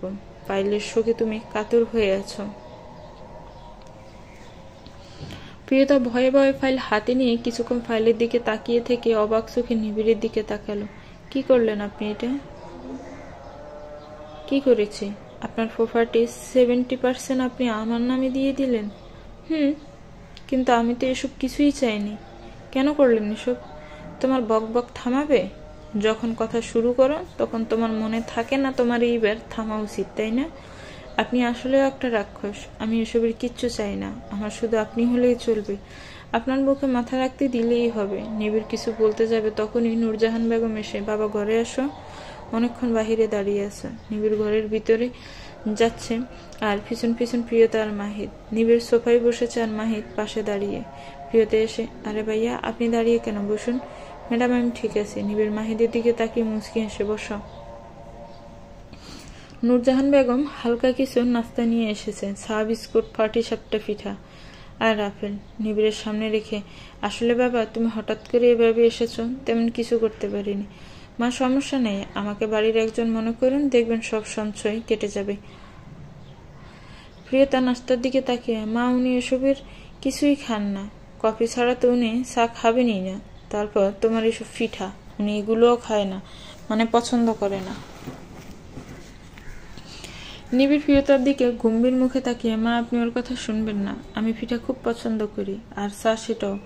নিবিড় পিঠা খাওয়ার জন্য কাটা চামচের কথা জিজ্ঞেস করতে প্রিয়তা হা হা করে হেসে, নিবিড় সাহেব এই পিঠা খেতে কাটা চামচের প্রয়োজন হয় না, হাত দিয়েই খেয়ে ফেলুন। নিবিড় কথা কাটিয়ে, মাহিত শুরু করো, ম্যাডামের কথায় কান দেওয়ার কোনো দরকার নেই। সন্ধ্যা হয়ে এসেছে। মাহিত বসে আছে ড্রয়িং রুমে, আর নিবিড় আর প্রিয়তা বাড়ির পুকুরের ঘাটে বসে আছে। চারদিকে ঝিঝি পোকার ডাক আর হালকা হালকা ঠান্ডা বাতাস মনকে ছুঁয়ে যাওয়ার অবস্থা। ছাদের আলোয় চারদিকে ঝলমলে করছে। খন্ড খন্ড মেঘগুলো ছাদের সাথে লুকোচুরি খেলা নিয়ে ব্যস্ত। আর সে আকাশে মিশে হাজারো জোড়া মনের মাঝে একটি জোড়া মন পুকুর পাড়ে নিজেদের ক্ষণিকের জন্য আশ্রয় খুঁজে নিয়েছে। নীরব হয়ে বসে আছে দুজনেই। আর নিবিড় সে নীরবতা ভেঙে ফেলল। অনেকদিন পর পুকুর পাড়ে এইভাবে, তাও আবার তোমার সাথে, বেশ ভালোই লাগছে। জানেন, আমার খুব ভয় হচ্ছে। আপনি এখানে এসেছেন, আপু জানলে খুব রাগ করবে। নিবিড় প্রিয়তার আরেকটু পাশে গিয়ে বসে একটা হাত নিজের হাতের মুঠোয় নিয়ে শক্ত করে ধরে, আমি থাকতে তোমার ভয় কিসের? তোমার নিবিড় যতদিন বেঁচে আছে কেউ তোমায় কিচ্ছু করতে পারবে না। তুমি যখন তোমার মায়ের সামনে উল্টো পাল্টা কথা বলছিলে কেন? আপনি তো সত্যিই এগুলো খান না, তাই না? প্রিয়তা, মাঝে মাঝে কেউ নিজের ভালোবাসা দিয়ে কষ্ট করে কিছু দিলে ফিরাতে নেই। হ্যাঁ, আমি খেতে পারি না ঠিক, কিন্তু মায়ের রান্না ভালোবেসে বানিয়েছে, তাই খারাপ লাগেনি খেতে। আপনি সত্যিই একটা রাক্ষস। এখন আমায় সত্যিই একটা কথা বলবে? কি বলুন? রিশাদের সাথে তোমার সম্পর্কটা কি? তোমরা কি আগে থেকেই? প্রিয়তা শান্ত গলায় বলল, আমি জানি আপনি কি বলতে চাইছেন। রিশাদের সাথে আমার কোনো সম্পর্ক ছিল না। ওই যে আমার বিয়ে হচ্ছিল না বলে মা ওর সাথে আমার বিয়ে ঠিক করেছে। ও নাকি আমায় ভালোবাসত। মাকে বলতেই মা রাজি হয়ে যায়। আমি প্রথমে রাজি হলেও পরে ভাবলাম আমি বিয়ে করলে আমার বোনদের জীবন নষ্ট হয়ে যাবে। তখন শুধু ইবার বিয়ে হয়েছিল। ইবাকে বিয়ে দিতে আমার 10 লাখ টাকা ওর শাশুড়িকে দিতে হয়েছিল। টাকা তো আমার কাছে নগদ ছিল না, ঋণ করে টাকাটা দিতে হয়েছে। তারপর অনিলার বিয়ে, রিয়ার পড়াশোনা, সব মিলিয়ে তখন আমার পক্ষে বিয়ে করা একেবারে সম্ভব ছিল না। তখন এই কথা রিশাদকে আমি অনেক বুঝিয়েছি, কিন্তু এটা নিয়ে রিশাদ কয়েকদিন ঝামেলা করলেও পরে যেন কোথায় সে চলে যায় আমরা জানি না। বিশ্বাস করেন, আমি ওকে এটাও বলেছিলাম ও যদি আমার জন্য অপেক্ষা করে আমি ওকে বিয়ে করব, কিন্তু ও তো আর ফিরেও আসেনি। তারপরও তো আপনি সব জানেন। এখন আপনিই বলুন, এটা আমার দোষটা কোথায়? নিবিড় গম্ভীর গলায়, আছে তো। কি? এই যে আমায় তোমার ভালোবাসার ফাঁদে ফেলেছ। সিরিয়াস অবস্থায় আপনি মজা করছেন? একটু তো করতেই হয়, ডং দেখাতে হবে না। সেদিন তো ঠিকই আমায় ভুল বুঝেছেন। কে বললো আমি তোমায় ভুল বুঝেছি? তুমি জানো আপু যখন তোমার নামে এসব কথা বলছিল আমার কতটা কষ্ট হচ্ছিল? আমি বুঝাতে পারবো না। তোমাকে যদি সেদিন বাড়ি থেকে না চলে যেতে বলতাম, সারা জীবন আমার আপুকে হারাতে হতো। তোমাকে তো আমি ফিরিয়ে নিয়ে যেতে পারবো, কিন্তু আপুকে তো পারবো না। উল্টো সারা জীবন আমার বোনটা একটা নোংরা লোকের সাথে কাটাতে হতো। তোমার উপর আমার সবচেয়ে বেশি রাগ হয়েছিল 2টা কারণে। তুমি যখন বলেছিলে আমার শরীরের জ্বালা মিটিয়েছি তোমাকে দিয়ে, বিশ্বাস করো তখন মনে হয়েছিল নিজেকে নিজে খুন করি। দ্বিতীয় কষ্ট হয়েছিল যখন তুমি রুমে গিয়েছো তোমার জামা কাপড় নিতে, তখন আমি তোমায় জিজ্ঞেস করেছিলাম সত্যিটা বলার জন্য, তখনও তুমি বলোনি। আপনি কিভাবে এতটা শিওর হলেন আমি মিথ্যা বলছিলাম? আমার মন কেন যেন মানতে পারছিল না আমার প্রিয়তা এমন একটা নোংরা কাজ করবে, যে নিজে আমার মায়ের ব্যাপারটা আমার সামনে তুলে ধরেছে এতটা নিখুঁতভাবে। সে কিভাবে আবার একই অন্যায় করবে? সবাই যখন নিচে তোমাকে রেখে চলে গিয়েছিল, আমি কিন্তু রুমে এসে আবার তোমাকে জিজ্ঞেস করতে যাচ্ছিলাম। তখন শেফালি আপা আর তোমার সব কথাই আমি শুনেছি। এজন্য বেশি রাগ হয়েছে তোমার উপর, তাই ইচ্ছে করেই এতদিন যোগাযোগ করিনি। প্রিয়তা নিবিড়ের কাঁধে মাথা রেখে, জানেন আমি ভাবতাম দুঃখ আমায় কোনোদিন ছাড়বে না, সুখ নামের পাখিটা আমার জীবনে ধরা দিবে না, কিন্তু আল্লাহ মানুষকে নিরাশ করেন না, ঠিক ধৈর্যের ফল সময় মতো ফিরিয়ে দেন। নিবিড়ও প্রিয়তাকে জড়িয়ে নিজের কাছে আরো টেনে, ঠিক বলেছ, এখন প্লিজ বাড়ি চলো, ওটা তোমার বাড়ি, তোমারই তো সব, তাহলে তুমি কেন বাহিরে থাকবে? নিবিড় কাউকে কখনো পরোয়া করে না। রিশাদের আজকেই আমি একটা ব্যবস্থা করছি বাড়ি গিয়ে। প্রিয়তা মাথা উঠিয়ে, আপনার মাথাটা ফুরোই গেছে। আপু জীবনে আপনার কথা বিশ্বাস করবে না, উল্টো বাড়ি ছেড়েই চলে যাবে। বরং আমি কয়েকটা দিন এই বাড়িতে থাকি, আপনি আস্তে আস্তে আপু চোখের সামনে রিশাদের মুখোশটা খুলে দিন। এটা খারাপ বলনি, কিন্তু আমি যে তোমায় না দেখলে ঘুমাতে পারি না। এই কয়েকটা দিন আমি একটুও ঘুমাতে পারিনি। আর কয়েকটা দিন ধৈর্য ধরে থাকুন না। সারা জীবন শত্রু বই বেড়ানোর চেয়ে ধৈর্য ধরে শত্রুকে পরাজিত করাই বুদ্ধিমানের কাজ। নিবিড় দীর্ঘশ্বাস ছেড়ে, তাহলে আমি তোমায় প্রতিদিন একবার করে দেখতে আসব। সেটা বাধা দিতে পারবে না। বিয়ের আগের প্রেমটা এখন সেরে ফেলি, কি বলো? প্রিয়তা হেসে, আচ্ছা ঠিক আছে, চুপি চুপি দেখা বেশ ভালো ব্যাপার স্যাপার। অনেক রাত নিবিড় বাড়ি ফিরছে না দেখে নাদিয়া চিন্তিত হয়ে সালমা বেগমকে বলল, মা ভাই এখনো তো এলো না। আমি তো তাই ভাবছি, ছেলেটার কি হলো, আবার আগের মতো শুরু করেছে। প্রিয়তা যতদিন ছিল সব ঠিক ছিল। নাদিয়া রাগী গলায় সালমা বেগমকে বলল, মা আমি চাই না ওই অসভ্য মেয়ের কথা এই বাড়ির কেউ মনে করুক। রিশাদ তুমি দাঁড়িয়ে না থেকে যাও তো, ভাই কোথায় আছে দেখে আসো। রিশাদ ভিতর বিরক্ত হলেও মুখে মুচকি হাসি ফুটে, ঠিক আছে নাদু। রিশাদ সামনের দিকে পা বাড়াতে নিবিড় বাড়িতে ঢুকলো। ওই তো রিশাদ এসে গেছে, আমার আর যেতে হলো না। নাদিয়া রিশাদের কথা শুনে মায়ের সামনের দিকে তাকিয়ে নিবিড়ের কাছে গিয়ে, ভাই তুই কোথায় ছিলি এতক্ষণ? নিবিড় গম্ভীর গলায়, আপু আমার একটা মিটিং ছিল, তাই আসতে লেট হয়ে গেছে। ও, ফোন দিয়ে জানাতে তো পারতি। আচ্ছা এখন চলে খেয়ে নিবি। আপু তোরা খেয়ে নে, আমি বাহিরে থেকে খেয়ে আসছি। তুই খেয়ে এসেছিস? আমি তোর জন্য রান্না করেছি, আজ তোরা খেয়ে নে, কাল আমার জন্য আবার খানা রান্না করিস, তখন না হয় খাবো। কথাটা বলে নিবিড় রিজেন রুমে চলে গেল। রিশাদ এগিয়ে এসে নাদিয়ার কাঁধে হাত রেখে, নাদু বিয়ে করলে ভাই আর ভাই থাকে না, তুমি এত কষ্ট করে রান্না করলে না খেয়েই চলে গেল। বউ হলে কখনো মানা করতে পারতো? তুমি ভুল বলছো রিশাদ, আমার ভাই 8-10টা মানুষের মতো না। এখন কথা না বাড়িয়ে খেতে বসো। সকাল সকাল প্রিয়তার ফোনে নিবিড়ের ঘুম ভাঙলো। কি মশাই এখনো ঘুমাচ্ছেন? নিবিড় ঘুম ঘুম চোখে, তোমাকে দেখে আসার পর চোখে অনেক ঘুম ধরেছে, কতদিন পর ঘুমালাম। অফিসে যাবেন না? যাবো তো, এখনো তো টাইম হয়নি। তুমি কি করছো? কলেজে ক্লাস শেষ করে বেরিয়ে তোমায় ফোন দিলাম। তোমার অফিসের টাইম হয়নি ঠিক, কিন্তু আসার অফিস ছুটি হওয়ার টাইম গনিয়ে এসেছে। নিবিড় প্রিয়তার কথা শুনে ঘড়ির দিকে তাকে, ও মাই গড, 11টা বেজে গেল। বুড়ি এখন ফোন রাখো, আমি অফিসে গিয়ে কাজ শেষ করে তোমায় নিতে আসব। আজ বিকেলটা তুমি আমায় দিতে হবে। আচ্ছা স্যার, ঠিক আছে। দুজনে দূরে থেকেও যেন ভালোবাসার কমতি নেই। আরো কয়েকটা দিন কেটে গেল। জহিরও পরীক্ষা শেষ হয়েছে, বাসায় বিয়ের প্রস্তাবও এসেছে। নিবিড় বিয়ে দিতে না চাইলেও মোশাররফ হোসেন রাজি হচ্ছে না। মোশাররফ হোসেন নিবিড়কে বুঝিয়ে শুনিয়ে জহির বিয়ে নিয়ে রাজি করালেন নিবিড় সায় দিয়ে।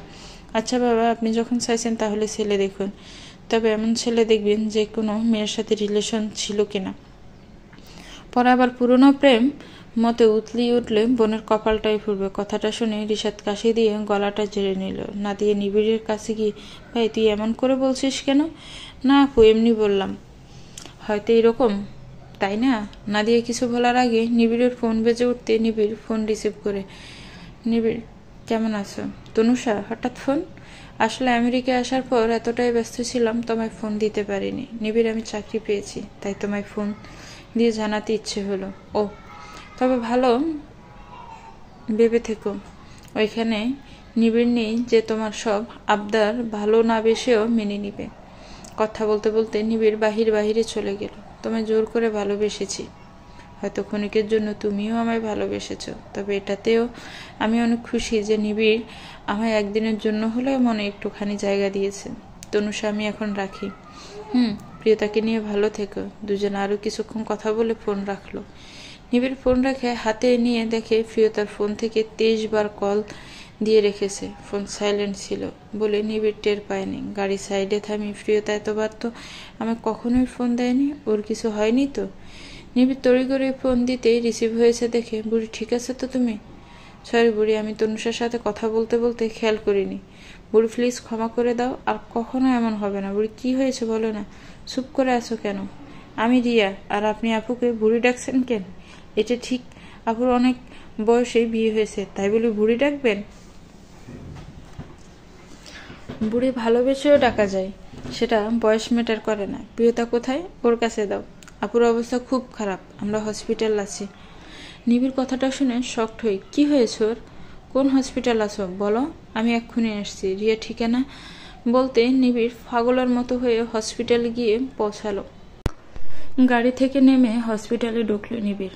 রিসেপশনের দুইটা মেয়ে নিবিড়কে দেখে দৌড়ে এসে, স্যার আপনি এখানে? আপনার কোনো পেশেন্ট আছে হসপিটালে? আমার ওয়াইফ আছে। কথাটা বলে রিয়াকে ফোন দিয়ে, কথাই তোমরা? 3 তলায়। নিবিড় মেয়েগুলো কি কিছু না বলে 3 তলায় চলে গেল। নিবিড় স্যার, আমাদের হসপিটাল ভাবতে পারছিস? হ্যাঁ চল, এমডিকে জানাই। স্যার পরে জানতে পারলে আমাদের অবস্থা খারাপ করবে। নিবিড় নূরজাহান বেগম আর রিয়াকে করিডোরে বসে থাকতে দেখে, প্রিয়তা কোথায়? প্লিজ তাড়াতাড়ি বলো, আমার বুড়ির কি হয়েছে? ও ঠিক আছে? রিয়া কিছুটা দূরে চোখ দিয়ে ইশারা করে দেখালো।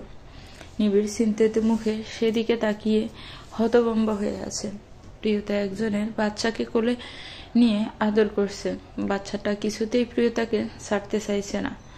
আর নিবিড় সেদিকে মুগ্ধ চোখে তাকিয়ে মুখে মিষ্টি হাসির রেখা ফুটিয়ে উঠেছে। এই মেয়ে যতই বড় হোক না কেন, বাচ্চা স্বভাবগুলো এখনো যায়নি। নিবিড় প্যান্টের পকেটে হাত দিয়ে দাঁড়িয়ে আছে, আর প্রিয়তা পিছনে ফিরে রিয়ার সাথে নিবিড়কে দেখে বাচ্চাটা কোলে নিয়েই এগিয়ে এসে, আপনি কখন এলেন? অনেকক্ষণ। আপনি কি করে জানলেন আমি হসপিটাল আছি? রিয়া ফোন করে বলেছে। বাচ্চাটাকার? ওই যে ওই একটা মেয়ে দাঁড়িয়ে আছে ওনার। কি মিষ্টি দেখতে, তাই না? সেটা তুমি বাচ্চা দেখানোর জন্য আমাকে ফোন করে এখানে নিয়ে এসেছো? প্রিয়তা, তুমি হসপিটাল শুনে আমার অবস্থা কি হয়েছিল তুমি জানো? আমার গুরুত্বপূর্ণ একটা মিটিং ক্যান্সেল করে আমি এখানে এসেছি। প্রিয়তা রিয়ার দিকে তাকিয়ে, তুই আমি জিজ্ঞেস না করে ওনাকে ফোন দিলি কেন? রিয়া অবাক হয়ে, কি বলিস আপু, এত বড় একটা খবর ভাইয়াকে বলবো না? নিবিড় রিয়ার দিকে তীক্ষ্ণ চোখে তাকিয়ে, কি হয়েছে ওর? খারাপ কিছু? নূরজাহান বেগম রিয়ার হাত ধরে, আমরা চল, ওরা দুজন কথা বলুক। বাবা তুমি প্রিয়তাকে নিয়ে বাড়ি এসো, আমি গিয়ে রান্না করব তোমার জন্য। নিবিড় কিছু বলার আগে নূরজাহান বেগম রিয়াকে নিয়ে চলে গেলেন। নিবিড় প্রিয়তার কোলে বাচ্চার মাকে ডেকে, এক্সকিউজ মি। জি বলুন। আপনার বাচ্চাটা নিয়ে যান, আমরা এখন বাড়ি যাব। প্রিয়তা ওনার বাচ্চাটা ওনাকে দাও। প্রিয়তা মন খারাপ করে বাচ্চাটাকে দিয়ে গাল ফুলিয়ে রেখেছে। নিবিড় বুঝতে পেরে, এখন বাড়ি চলো, তোমাকে ভাড়ি দিয়ে আমি অন্য একটা কাজে যাব। নিবিড় নিচতলায় এসে একটু অবাক হয়ে হসপিটালের এমডি নিবিড়ের জন্য অপেক্ষা করছে। নিবিড় আসতে, আপনি হসপিটাল আসবেন আগে বলবেন না? No problem. আসলে আমার ওয়াইফ এসেছে, আমি নিজেও জানি না, ওকে নিতে এসেছি। ডাক্তার লাবিবে এসে, আপনার ওয়াইফ? কিন্তু ম্যাডাম আপনি তো টেস্ট করানোর সময় বলেননি আপনার হাজব্যান্ড নিবিড়। নিবিড় অবাক হয়ে, কিসের টেস্ট? প্রিয়তা তুমি তো এ ব্যাপারে আমায় কিছু বলনি। লাবিবা মুচকি হেসে, অভিনন্দন স্যার। কিসের জন্য? কারণ ম্যাডাম মা হতে যাচ্ছেন। নিবিড় কিছুটা সময় স্তব্ধ থেকে প্রিয়তার দিকে তাকিয়ে আবার সামনে ফিরে, থ্যাংক ইউ। নিবিড় আর কথা না বাড়িয়ে হসপিটাল থেকে বেরিয়ে এসে গাড়িতে উঠে বসলো। প্রিয়তা চুপচাপ এসে পাশে বসতে নিবিড় ড্রাইভ করতে লাগলো। প্রিয়তা ভয়ে ভয়ে, আপনি কি আমার উপর রাগ করেছেন? নিবিড় চুপ। আপনি কি আমার সাথে কথা বলবেন না? নিবিড় তখনও চুপ। ঠিক আছে, আপনি যখন বেবি আসাতে খুশি হচ্ছেন না, তাহলে আপনি আমার সাথে আর যোগাযোগ করার দরকার নেই। আমি ভেবেছিলাম আপনি অনেক খুশি হবেন শুনে, কিন্তু না, আপনি আমার উপর রেগে আছেন। নিবিড় হঠাৎই ব্রেক কষিয়ে গাড়িটা থামাতে প্রিয়তা ভয় পেয়ে, কি করলেন এটা আপনি? একটুর জন্য তো অ্যাক্সিডেন্ট হয়ে যেত। নিবিড় কিছু না বলে প্রিয়তাকে গাড়ি থেকে নামিয়ে টেনে খোলা একটা মাঠে নিয়ে দাঁড় করালো। প্রিয়তা চারদিকে তাকিয়ে একটু ভয় পেয়ে গেল। চারপাশে তেমন একটা ভারী ঘর নেই। মাঠের দক্ষিণ পাশের কিনারায় বিল্ডিং কনস্ট্রাকশনের কাজ চলছে। নিবিড়ের দিকে তাকিয়ে খুব ভয় পেয়ে যায়। নিবিড় প্রিয়তাকে নিজের সামনে দাঁড় করিয়ে বড় বড় চোখ করে তাকিয়ে আছে। প্রিয়তা কাঁদো কাঁদো গলায় বলল, বিশ্বাস করুন আমি বুঝতে পারিনি আপনি কথাটা শুনে এতটা রেগে যাবেন। এখন তো কিছু করার নেই, বলুন আপনি যদি চান আমি আপনার জীবন থেকে চলে যাব, তবুও বেবিটা নষ্ট করতে পারবো না। আমি কিছুতেই খুনি হতে পারবো না। প্রিয়তা আরো কিছু বলার আগে নিবিড় প্রিয়তাকে বুকে নিয়ে সমস্ত শক্তি দিয়ে জড়িয়ে ধরেছে। প্রিয়তা নিবিড়ের কিছুই বুঝে উঠতে পারছে না, হতভম্ব হয়ে নির্বিকার হয়ে আছে। নিবিড় প্রিয়তাকে ছেড়ে দিয়ে নিজের চোখের পানি হাতের উল্টো পিঠ দিয়ে মুছে হাঁটু গেড়ে নিচে বসে হাত বাড়িয়ে দিয়ে, এই মুহূর্তে আমার কাছে কিচ্ছু নেই, তবুও নির্লজ্জর মতো বলছি, তোমার বাচ্চার আদর্শ বাবা হতে দিবে একজন বিশ্বস্ত স্বামী, সারা জীবন চোখ বন্ধ করে যার উপর নিজের জীবনটা নির্ভর করে রাখবে, সুযোগ দিবে প্রতিটি মুহূর্তে তোমার পাশে থাকার, সুযোগ দিবে তোমার পেটে মাথা রেখে আমার বাচ্চার সাথে কথা বলার। প্রিয়তা মুক্তির মতো দাঁড়িয়ে নিবিড়ের দিকে তাকিয়ে চোখের পানি মুছে ঠোঁটের কোণে হাসি ফুটিয়ে, আপনি সত্যি সত্যি রাক্ষস, কখন কি করেন আমি বুঝতে পারি না। কেউ বাবা হওয়ার কথা শুনলে এরকম বদ্ধ উন্মাদ হয়ে যায়। আমি কতটা ভয় পেয়েছি আপনি জানেন। ন্যাকা কান্না দেখে আমার হাতটা কি ধরা যায় না? কতক্ষণ এভাবে বসে থাকবো? অভ্যস্ত নইতো, পা ব্যথা করছে। আমি ন্যাকামি করি? ওকে, বসে থাকুন, এইটাই আপনার শাস্তি। ওকে, আমার বুড়ি বলেছে, তাহলে এভাবেই থাকি। প্রিয়তা হাতের উপর হাত দিয়ে, এবার উঠুন, বসে থাকলে পা ব্যথা করবে। নিবিড় উঠে দাঁড়িয়ে, বুড়ি আমার জামাই পাগলি। আচ্ছা, তুমি এত বড় একটা খবর আমায় আগে দাওনি কেন? দিলে তো পুরো হসপিটাল মিষ্টি খাইয়ে আসতাম। আমি কি করে জানবো? কয়েকদিন থেকে শরীর খারাপ দেখে মা জোর করে হসপিটাল নিয়ে গেল। আর খবরটা শুনে আমি কিন্তু আপনাকে এইভাবে দিতে চাইনি, চেয়েছি সারপ্রাইজ দিতে, কিন্তু এখন আপনি উল্টো আমায় সারপ্রাইজ দিয়ে দিলেন।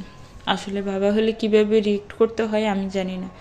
যখন কথাটা শুনলাম মনের ভেতর কি হচ্ছিল তোমাকে বোঝাতে পারবো না। নিবিড় মাথা চুলকাতে চুলকাতে মিনমিন করে, ফার্স্ট টাইম তো, তাই হয়তো। প্রিয়তা রাগে গেল, ও আরো বউ কয়েকটা ছিল নাকি? আরে না, কি বলবো, আমি সব গুলিয়ে ফেলতেছি বুড়ি। প্রিয়তা মুচকি হেসে নিবিড়কে ঝুড়িয়ে ধরে, আপনি সারা জীবন আমায় এমন করে বুড়ি ডাকবেন? আমি আপনার বুড়ি হয়েই থাকতে চাই। এখন বাড়ি চলো। আমি আমার বাচ্চার মাকে নিয়ে বাড়ি যেতে চাই। অনেকদিন তো হলো দূরে আছো। কিন্তু আপু আর রিশাদ আমি সামলে নিব। শোনো, বাড়ি গিয়ে আমি যা বলবো তুমি শুধু চুপচাপ শুনবা। আমার কথায় তুমি একটু রাগ করবে না, উল্টো অসহায়ের মতো মুখ করে থাকবে। আচ্ছা ঠিক আছে, কিন্তু মা তো রান্না করছে আপনার জন্য, না খেয়ে চলে যাবেন? ঠিক আছে, আগে তোমাদের বাড়ি যাব, তারপর আমার বাড়ি। নিবিড় প্রিয়তাকে নিয়ে অনেক শপিং করলো প্রিয়তার বাড়ির লোকের জন্য। প্রিয়তাদের বাড়ি থেকে খেয়ে নিবিড় বাড়িতে এসে সদর দরজা দিয়ে ঢুকেই দেখে সবাই বসে আছে ড্রয়িং রুমে।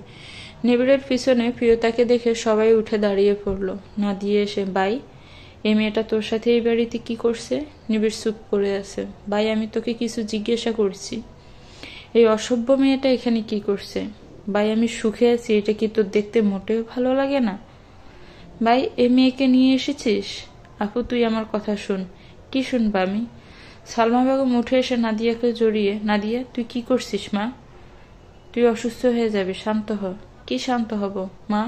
ও ওর বউকে ছাড়তে পারবে না, এটা আগে বললেই তো হতো, আমিই চলে যেতাম। নিবিড় দমকিয়ে, আপু তুই থামবি? ওকে আমি কেন নিয়ে এসেছি তুই জানিস?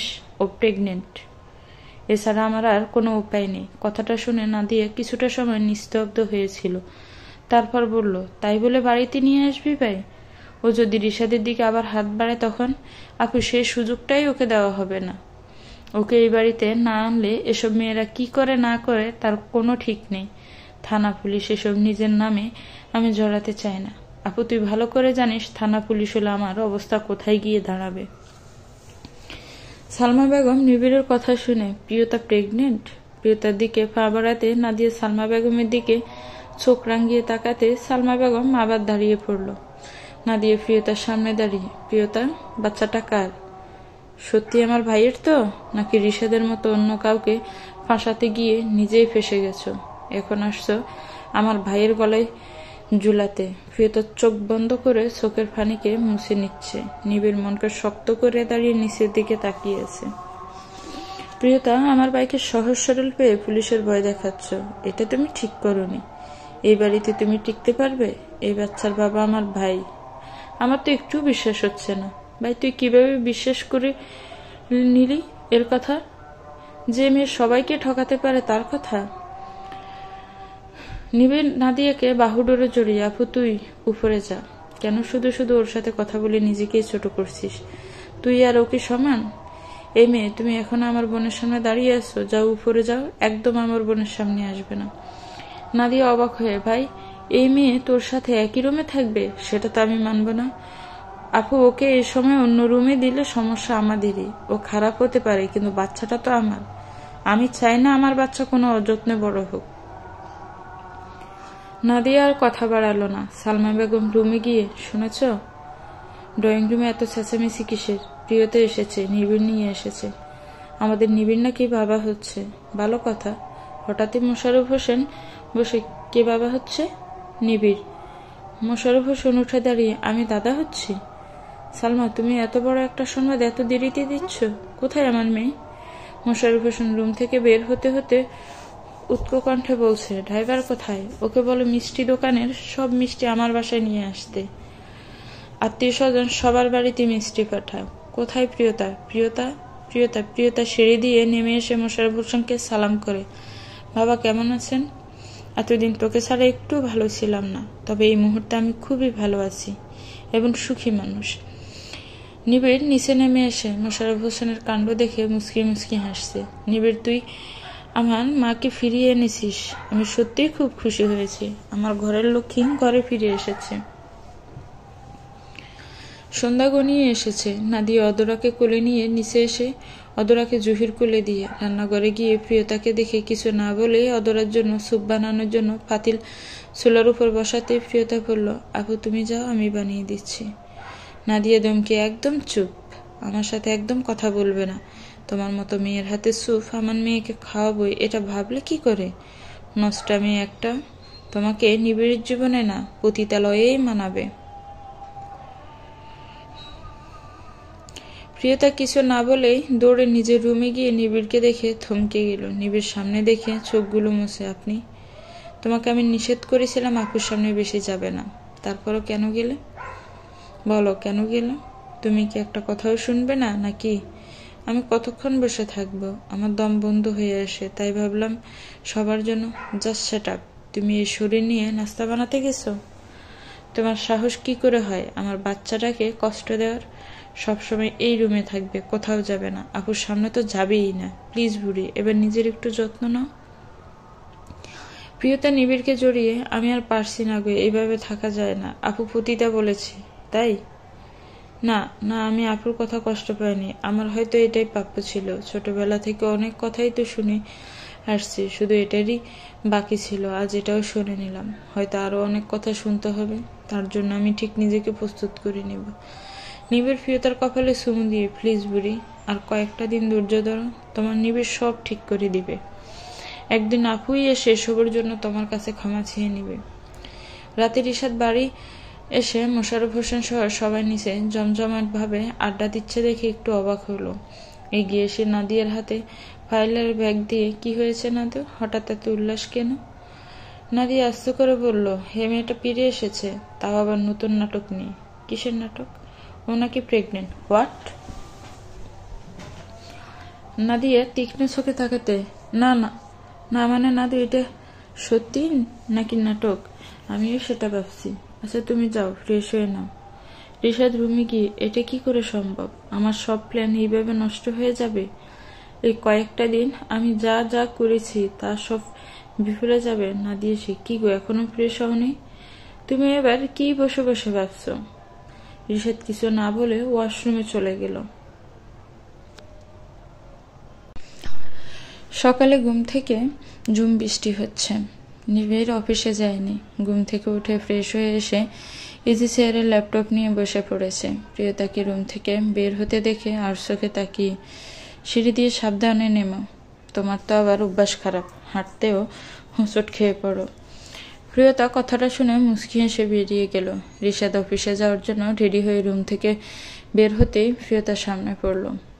প্রিয়তা না দেখার বান করে নিচের দিকে তাকিয়ে সিঁড়ি দিয়ে নেমে যেতে রিশাদ এদিক সেদিক তাকিয়ে, নতুন নাটকটা তো ভালোই চালিয়ে যাচ্ছ দেখছি। টিভি সিরিয়ালে কাজ করছো নাকি কখনো? প্রিয়তা কথাটা শুনেও উত্তর না দিয়ে আরেক সিঁড়ি পা দিতে। প্রিয়তা, তুমি যে আমাকে এত ভয় পাও আগে তো জানতাম না। আচ্ছা, বাচ্চাটা কি সত্যি নিবিড়ের নাকি অন্য কারোর? প্রিয়তা কিছু বলতে পিছনে ফিরিয়ে দেখে রিশাদের পিছনে নিবিড় দাঁড়িয়ে আছে। নিবিড় মাথা নাড়ল কিছু না বলার জন্য। প্রিয়তাও কিছু না বলে নিচে দিকে নেমে গেল। নিবিড় পিছন থেকে এসে নিবিড়ের কাঁধে হাত দিতে রিশাদ চমকে ওঠে। পিছনে ফিরে তাকাতেই দেখেন নিবিড় গম্ভীর মুখে তাকিয়ে আছে। রিশাদ লোক গিলে কিছু বলবে? নিবিড়ের হাতে থাকা ফাইলটা এগিয়ে দে। এটা তোমার নেওয়ার কথা ছিল। ও সরি, আসলে আমি ভুলেই গিয়েছিলাম। নিবিড় হাতের কফির মগে চুমুক দিয়ে, মন যদি এদিক সেদিক থাকে তাহলে তো নিশ্চয়ই ভুল হয়। তো আমাদের নতুন কন্ট্রাকশনের খবর কি, যার জন্য সেদিন তুমি 50 লক্ষ টাকা নিয়েছো? রিশাদ টাইটা একটু নাড়িয়ে, আমি আছি তো, সব সামলে নিব। আমার ওপর কি তোমার ভরসা নেই? নিবিড় কিছুক্ষণ তাকিয়ে, আছে তো। না থাকলে আমার বোন কি এখনো তোমার কাছে থাকে? মানে? নিবিড় কফির মগটা রিশাদের হাতে ধরিয়ে রিশাদের টাই ঠিক করে দিয়ে, আজ পর্যন্ত এটাও শিখলে না? সমস্যা নেই, আমি আছি তো, এখন অনেক কিছুই শিখিয়ে দিব। বাহিরে বৃষ্টি হচ্ছে, সাবধানে যেও। বলা তো যায় না কোনো মেয়ে আবার এই বৃষ্টির সময়। নাদিয়াকে দেখে নিবিড় কথা ঘুরিয়ে, গুড মর্নিং। গুড মর্নিং ভাই। অফিসে যাবি না? না আপু, মাহিতকে সব বুঝিয়ে দিয়েছি। আচ্ছা রিশাদ, তুমি যাও, নাস্তা করে নাও। নাদিয়া নেমে এসে প্রিয়তাকে দেখে কিছু না বলে নিজের হাতে রিশাদের জন্য নাস্তা টেবিলে নিয়ে এসেছে। মোশাররফ হোসেন চেয়ার টেনে বসতে বসতে, মা তো অনেক দিন হলো ওনার বাড়িতে চলে গেছে, আমরা না হয় একটু পর সবাই গিয়ে সারপ্রাইজ দিয়ে আসি। সালমা বেগম মাথা নাড়িয়ে, তুমি কি বলেছ? ঠিক বলেছ নাদিয়া, তুই কি বলিস? আমি কি বলবো, তোমরা যা ভালো মনে করো। মোশাররফ হোসেন নিবিড়ের দিকে তাকিয়ে, তুই কি বলিস? বাবা, আপনি যেহেতু চাচ্ছেন তাহলে আর কি, যাব। সালমা বেগম প্রিয়তার দিকে তাকিয়ে, তুই যাবি না? প্রিয়তা দীর্ঘ গলায় বলল, মা আসলে আমার শরীরটা ভালো লাগছে না, আপনারা যান, আমি অন্য একদিন যাব। নিবিড় প্রিয়তার দিকে তাকিয়ে মনে মনে ভাবছে, ওর শরীর ভালো নেই, ও আমাকে জানানোর প্রয়োজন মনে করেনি। এখন তো জিজ্ঞেসও করতে পারছি না, আপু আবার বেঁকে বসবে। নাদিয়া নিবিড়ের দিকে আর চোখ পড়তে দেখে নিবিড় প্রিয়তার দিকে তাকিয়ে আছে। ভাই, তুই নিশ্চয়ই এখন আর যাবি না? তোর বউয়ের শরীর ভালো নেই, তুই যাবিই বা কি করে, তাই না? নিবিড় নাদিয়ার দিকে ফিরে, আপু তুই ভুল ভাবছিস, ওর শরীর খারাপ তাতে আমার কি যায় আসে? এ বাড়িতে থাকতে দিয়েছি, এটাই তো অনেক। মোশাররফ হোসেন নিবিড়ের দিকে তাকিয়ে, নিবিড় যা বলছিস ভেবে বলছিস তো? তোর মুখ থেকে আমি এসবের আশা করিনি। সালমা, আজ আমরা যাচ্ছি না, প্রিয়তা যেহেতু শরীর ভালো নেই, আমরা অন্য একদিন যাব। প্রিয়তা এগিয়ে এসে মোশাররফ হোসেনের পাশে দাঁড়িয়ে, বাবা তোমরা যাও, আমার অতটাও মারাত্মক কিছু হয়নি যে তোমাদের আমার পাশে বসে থাকতে হবে। আর শেফালি আপা তো আসেনি। নাদিয়া প্রিয়তাকে ঝাড়ি দিয়ে, আর কত ড্রামা করবে শুনি? বাবা, আমি বলে দিচ্ছি, আমরা কিন্তু আজকেই যাচ্ছি। কথাটা বলে নাদিয়া উঠে চলে গেল। নিবিড়ে উঠে চলে যেতে প্রিয়তা পিছন থেকে ডেকে, আপনি না খেয়ে চলে যাচ্ছেন? নিবিড় গম্ভীর গলায় বলল, তোমার আমাকে নিয়ে না ভাবলেও চলবে। নিবিড় রুমে গিয়ে ফাইসারি করছে এপাশ থেকে ওপাশ, এই মেয়েটা কি কখনো আমায় বুঝবে না? ভালোবাসা তো কখনোই দিতে পারে না, তাই বলে নিজের প্রতিও এত অবহেলা? কত করে বলে যাচ্ছে নিজের যত্নে নাও, কাজ করার জন্য তো লোক আছে, দরকার হলে আরো 10টা রাখবা। তারপরে সবার জন্য উনি রান্না করতে গেছেন। থাকো তুমি তোমায় নিয়ে, কে ভাবতো তোমার কথা? শুধু আমার বাচ্চাটা তোমার মাঝে না হলে দেখতে আজ নিবিড় তোমায় কি অবস্থা করতো। প্রিয়তা এসে নিবিড়কে ভিড় করতে দেখে জামা কাপড় ভাঁজ করতে করতে, কি ব্যাপার, জেনে ধরেছে নাকি দাদির সাথে কিভাবে প্রেম করবেন সেটা নিয়ে ভাবছেন? নিবিড় রাগান্বিত টকটকে লাল চোখে তাকিয়ে আছে প্রিয়তার দিকে, আপনি ফ্রেশ হয়ে আসুন, আমি আপনার জামা কাপড় বের করে দিচ্ছি। বলে প্রিয়তা আলমারির দিকে এগোতে নিবিড় প্রিয়তার হাত টেনে নিজের সামনে দাঁড় করিয়ে জাজালো স্বরে বলল, আমাকে কি তোমার মানুষ মনে হয় না? কেন শুনো না তুমি আমার কথা? কি করলে তুমি আমার সব কথা শুনবে? প্রিয়তা দ্বিধা গলায় বলল, কি হয়েছে আপনার? কি হয়েছে তুমি বুঝতে পারছো না? কথাটা বলে প্রিয়তার দিকে এগিয়ে যেতে প্রিয়তা পিছনতে লাগলো। তুমি আবার আমার কথার অবাধ্য হচ্ছ? তোমাকে এক কথা কতবার বুঝাতে হবে? প্রিয়তা ভয়ে ভয়ে, আপনি রাগ দেখাচ্ছেন কেন? কি করেছি আমি? তুমি অসুস্থ। তুমি আমাকে আগে জানাওনি কেন? কেন জানাওনি? আনসার দাও। আমি তো একদম ঠিক আছি। তখন তো মিথ্যা বলেছিলাম। কি করে বুঝবো আপনি এতটা রেগে যাবেন? মিথ্যা? হ্যাঁ মিথ্যা। কিন্তু কেন? আসলে আমার যেতে ইচ্ছে করছিল না, আর এতটা পথ জার্নি আমার একদম সহ্য হয় না। নিবিড় নিজেকে কিছুটা সংযত করে, এখন তুমি বাড়িতে একা থাকবে? শেফালি আপা আছে তো। আমিও কি বুঝে বাবাকে তখন হ্যাঁ বলে ফেললাম। ওকে, প্রবলেম নেই, আমি বাবাকে বলে দিচ্ছি আমার যাওয়া হচ্ছে না। নিবিড় পা বাড়াতে প্রিয়তা হাত ধরে টেনে নিবিড়কে ধার করিয়ে তার বুকে মাথা রেখে, আপনি না গেলে আপু সন্দেহ করবে, ভাববে আপনি আমার জন্যই যাচ্ছেন না। কিন্তু প্রিয়তা, ওই বাড়ি থেকে আজ আর আসা সম্ভব নয়। রাতে তুমি একা থাকবে কি করে? আমি পারবো, আপনি চিন্তা করবেন না। একটা রাতেরই তো ব্যাপার। নিবিড় প্রিয়তার কপালে চুমু দিয়ে, তোমার অনেক কষ্ট করতে হচ্ছে শুধু আমার জন্য, তাই না?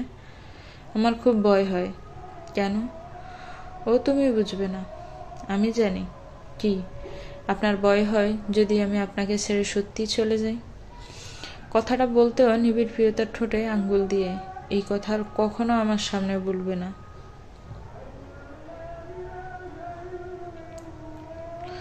প্রিয়তা আস্তে করে আঙ্গুল সরিয়ে ফ্যাস ফ্যাস গলায় বলল, এই যুগে এত ডিভোর্স কেন জানেন? কারণ আমাদের ধৈর্য নেই।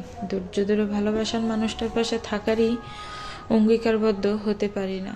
আমাদের জীবনে খুব তাড়া। আমরা মনে করি একটা সম্পর্ক থেকে বেরিয়ে গেলেই মুক্তি, হয়তো নতুন করে নতুন মানুষটার সাথে গুছিয়ে নেব। কিন্তু আমরা এটা ভাবি না, মানুষ ফেরেশতা নয়, ভুল ত্রুটি সবার মাঝেই আছে। মানুষ দূর থেকে কাউকে দেখলে মনে করে ওই দম্পতিটা খুব সুখে আছে, শান্তিতে আছে, কিন্তু আমি মনে করি কেউই শান্তিতে নেই। কারো জীবনে কিছু না কিছু দিয়ে অপূর্ণ আছে, দূর থেকে কিছু আন্দাজ করা যায় না। আপুর কথায় যদি আপনি আমাকে ছেড়ে চলে যাই, তাহলে সেটা আমার জীবনের সবচেয়ে বড় ভুল। আপুর জায়গা থাকলে আমিও করতাম। ইম্প্যাক্ট আমি তনুষার সাথেও করেছি, যখন আপনি আমায় অধিকার দেননি, কিন্তু তবুও আমি ছাড় দিইনি তনুষাকে। তেমনি আপুও তো রিশাদকে ভালোবাসে। আমি যদি আপনাকে তখন ভালো না বেসেও তনুষার সাথে খারাপ ব্যবহার দেখিয়েছি, তাহলে আপু তো কমই দেখাচ্ছে সেই জায়গায়। আপনি চিন্তা করবেন না, আমি আপুর কথায় যাব না। আমি গেলে যে রাক্ষসটার ভালোবাসা আর পাবো না। জানেন, মেয়েরা যদি সত্যিকারের ভালোবাসার স্বাদটা ঠিকমতো বোঝা যায়, তাহলে মৃত্যু পর্যন্ত সেই ভালোবাসার জন্য তিলে তিলে নিজেকে ধ্বংস করে দিতেও পারে, হাসতে হাসতে মরতেও পারে। তাই আমি চাই আপনাকে ভালোবেসে সারা জীবন কাটিয়ে দিতে। আপনাকে ছাড়া যেন আল্লাহ আমাকে একটা দিনও দুনিয়াতে না রাখে। নিবিড় মুগ্ধ চোখে প্রিয়তার দিকে তাকিয়ে কথাগুলো শুনছিল। এই মেয়েটা কিভাবে পারে সবাইকে এতটা বুঝে নিতে? মানুষ সত্যি কি এতটা ভালো হয়? হ্যাঁ হয়। যদি প্রিয়তাকে না দেখতাম, সেটা হয়তো আমার কখনো জানা হতো না। বাবা, আজ আমার চিৎকার করে বলতে ইচ্ছে করে, সেদিন তোমার ডিসিশন ভুল ভেবেই আমি প্রিয়তাকে আপন করতে পারিনি। বাবা, তুমি ভুল করোনি। জীবনে বড় ভুল করে ফেলেছি আমি, প্রিয়তাকে দূরে সরিয়ে রেখে। আল্লাহ আপনার কাছে শুকরিয়া, আপনি এমন একটা মেয়ে আমার জীবনে দিয়েছেন। সবাই রেডি হয়ে ড্রয়িং রুমে নিবিড়ের জন্য অপেক্ষা করছে। নিবিড় রেডি হয়ে জুতা পরছে আর বারবার প্রিয়তাকে সাবধানে থাকার জন্য বলছে। আপনি কেন এত চিন্তা করছেন বলুন তো? আমি ঠিক সামলে নিব নিজেকে। নিবিড় উঠে এসে প্রিয়তাকে জড়িয়ে কপালে চুমু দিয়ে, ভালো থেকো। প্রিয়তা মোশাররফ হোসেনের সাথে কথা বলছে। নিবিড় সিঁড়ি দিয়ে নামতে নামতে হাতের ফোন বাজছে। হ্যাঁ মাহিদ বলো। স্যার, আপনার এক্ষুনি খুলনায় যেতে হবে। নিবিড় মাহিদের সাথে অনেকক্ষণ কথা বলে সবার সামনে এসে, সরি, তোমরা যাও। এই মুহূর্তে আমি খুলনা না গেলে আমার অনেক বড় লস হয়ে যাবে। মোশাররফ হোসেন নিবিড়কে সায় দিয়ে, ঠিক আছে, তাহলে তুই গিয়ে ফোন দিস, আর আমরা অবশ্যই সকাল সকাল চলে আসব। নাদিয়া এগিয়ে এসে, ভাই সাবধানে যাস, আর হ্যাঁ, গিয়েই কিন্তু ফোন দিবি। আল্লাহ তোর সব বিপদ থেকে রক্ষা করুক। নিবিড় সবার থেকে বিদায় নিয়ে বেরিয়ে গেল। মোশাররফ হোসেন, নাদিয়া, তারাও সবাই বেরিয়ে পড়ল। রিশাদের কথা উঠতে নাদিয়া বলল, অফিস থেকে রিশাদ ওই বাড়িতে চলে যাবে। এত চিন্তার কোনো কিছু নেই। কথাটা শুনে মোশাররফ হোসেন স্বস্তির নিঃশ্বাস ফেললেন।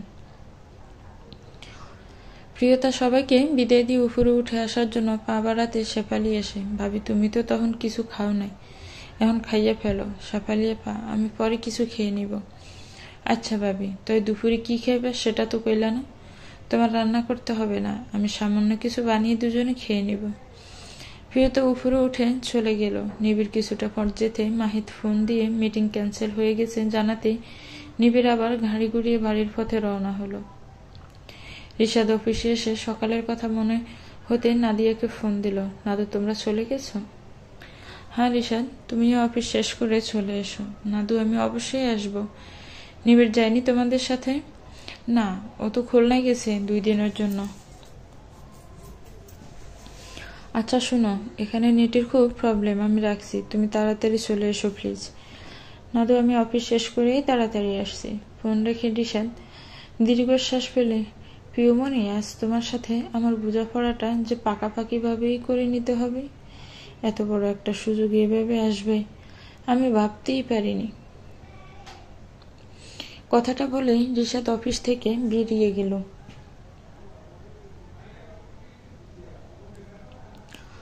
নিবিড় ফুলের দোকানে এসে গাড়ি থামিয়ে একগুচ্ছ রজনীগন্ধা আর বেলে ফুলের মালা নিল। প্রিয়তাকে সারপ্রাইজ দিয়ে আজ বাহিরে ঘুরতে নিয়ে যাব। কতদিন প্রিয়তাকে বাহিরে নিয়ে আসা হয় না। মেয়েটা মুখ ফুটে কখনো কিছু চায় না, একটা শাড়ি নিলেও ভালো হয়। অনেকদিন প্রিয়তাকে লাল শাড়িতে দেখা হয় না। আজ আমার বুড়িকে লাল শাড়িতে আমি নিজের হাতে সাজিয়ে দিব। বেলে ফুলের মালা খোপায় পরিয়ে আমি মুগ্ধ চোখে তাকিয়ে থাকব। বিয়ের পর থেকে প্রিয়তার সাথে এই প্রথম একা একা সময়। আল্লাহ ভালোই করেছে মিটিংটা ক্যান্সেল করে। কলিং বেলের শব্দ শুনে শেফালি এসে দরজা খুলেই অবাক হয়। ভাইজান আপনি? বাসায় তো কেহ নেই। সমস্যা নেই, তুমি আমার জন্য 1 কাপ কফি বানাও, আমি উপর থেকে আসছি। আপনি উপরে যাইবেন কেন? উপরে ভাবি আছে, আপনার এখন যান যাইব না। তোমার সাহস কি করে হয় আমাকে এই কথা বলার? আমি আমার রুমে যাব, তাও কাজের লোকের অনুমতি নিয়ে। কথাটা বলেই রিশাদ শেফালির ফাঁস কেটে বাড়ির ভিতরে ঢুকে উপরে উঠে যাচ্ছে। প্রিয়তা রুম থেকে বেরিয়ে এসে শেফালি আপা, কলিং বেল বাজলো শুনলাম, কে এসেছে? প্রিয়তা কথাটা বলে রিশাদকে উপরে উঠে আসতে দেখে থমকে যায়। কিছুটা সময় তীক্ষ্ণ চোখে তাকিয়ে থেকে, তুমি বাড়িতে আপুর সাথে যাওনি? না, তোমাকে একা রেখে যেতে মোটেও ইচ্ছা করলো না, তো অফিস থেকে এখানেই আসলাম। কিন্তু তোমার তো এখানে আসার কথা নয়, আর আমি রান্নাও করিনি। এর চেয়ে ভালো তুমি এখান থেকে যাও, ওই বাড়িতে গিয়ে আপুকে সময় দাও। শেফালির নিচে দাঁড়িয়ে উপরে তাকিয়ে দেখছে শেফালির ইচ্ছে করছে কাঠ দিয়ে মাথাটা ফাটিয়ে দিতে। কত বড় সাহস নিবিড় ভাইজানের বউয়ের লগে অসভ্যতামি। শেফালির দিকে নজর পড়তে রিশাদ তাকিয়ে, তুমি দাঁড়িয়ে আছো কেন? বললাম না কফি বানাতে। প্রিয়তা শেফালির দিকে তাকিয়ে, শেফালি আপা, কফিটা বানিয়ে দিয়ে ওকে বিদায় করো। কথাটা বলে প্রিয়তা নিজের রুমে যেতে রিশাদ হাত ধরে ফেলে। পিছন থেকে প্রিয়তা থমকে দাঁড়িয়ে অবাক হয়ে রিশাদের দিকে তাকিয়ে আছে।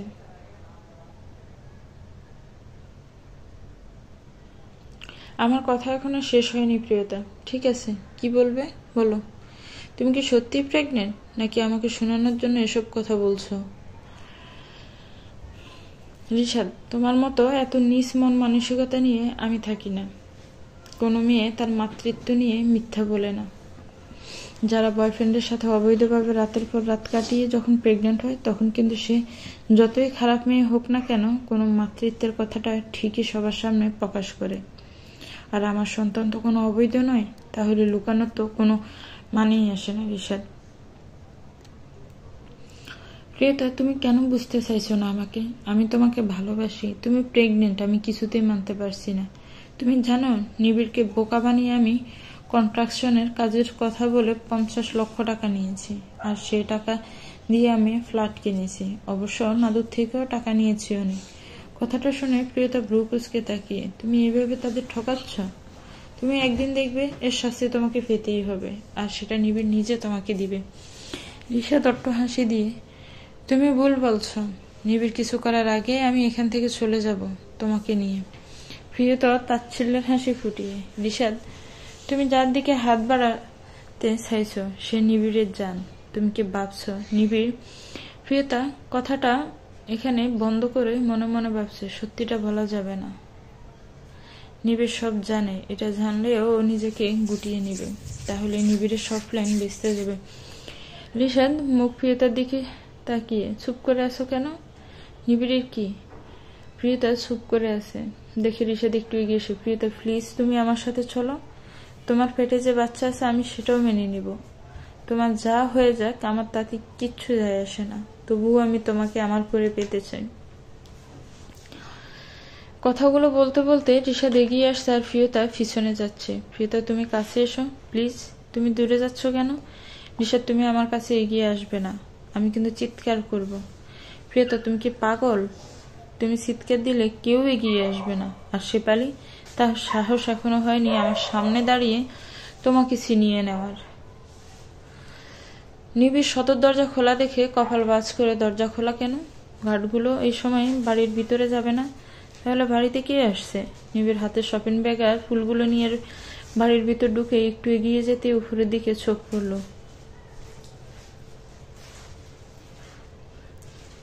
রিশাদ প্লিজ তুমি সরে যাও। নিবিড় হতভম্বর মতো তাকিয়ে আছে নির্বিকার হয়ে। রিশাদ হা করে তাকিয়েছে প্রিয়তার সিঁড়ি দিয়ে গড়িয়ে পড়ার যাওয়ার দিকে। প্রিয়তার হাত টেনে ধরার আগেই প্রিয়তা স্লিপ খেয়ে পড়ে যায়। প্রিয়তা গড়িয়ে একদম নিচে এসে জ্ঞান হারিয়ে ফেলে। নিবিড় নিজের হাতে সবকিছু ছেড়ে দিয়ে স্থির হয়ে ধীরে ধীরে এগিয়ে প্রিয়তার সামনে এসে দাঁড়িয়ে ধপাস করে বসে পড়ে। প্রিয়তার মাথা কোলে তুলে নিয়ে বুকের সাথে মিশে কতক্ষণ জড়িয়ে ধরে গালে হাত দিয়ে, প্রিয়তা প্রিয়তা তুমি আমার কথা শুনতে পাচ্ছ না? প্রিয়তা প্লিজ তুমি কথা বলো, দেখো আমি এসেছি। তোমার নিবিড় তোমার কাছে চলে এসেছে। প্রিয়তা নিথর হয়ে পড়ে আছে, কপাল ছুঁয়ে রক্ত বেরিয়ে নিবিড়ে শার্ট ভিজে যাচ্ছে। শেফালি দূরে এসে, ছোট ভাইজান ভাবির কি হয়েছে? রিশাদও দূরে এসে, ও পড়ে গেল কি করে? আমি তো খেয়াল করিনি।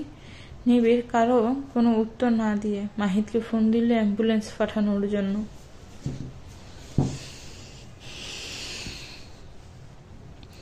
হসপিটালের করিডোরে অপেক্ষা করছে নিবিড়, মাহিদ, মোশাররফ হোসেন, সালমা বেগম আর দাদি।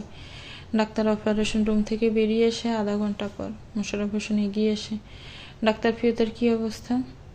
সরি চাচা, মেডিকেল সায়েন্সের কাছে এখন আর কিছুই নেই। উপরওয়ালাকে ডাকুন, আমরা অনেক চেষ্টা করেছি, এখনো জ্ঞান ফিরিনি। নিবিড় এগিয়ে এসে, জ্ঞান ফিরিনি মানে? ডাক্তার ও আমার ওয়াইফ, বুঝেছেন আপনি? ও আমার স্ত্রী। কত টাকা লাগবে আপনার? আমি দিব। আপনি আমাকে চিনেন? আমি নিবিড় ইসলাম। আর আমার ওয়াইফ এভাবে এখানে পড়ে থাকবে? আপনি বলুন কত টাকা চাই আপনার? কথাগুলো চিৎকার দিয়ে ডাক্তারকে জাকিয়ে বলছে নিবিড়। ডাক্তার শান্ত গলায় নিবিড়কে বলল,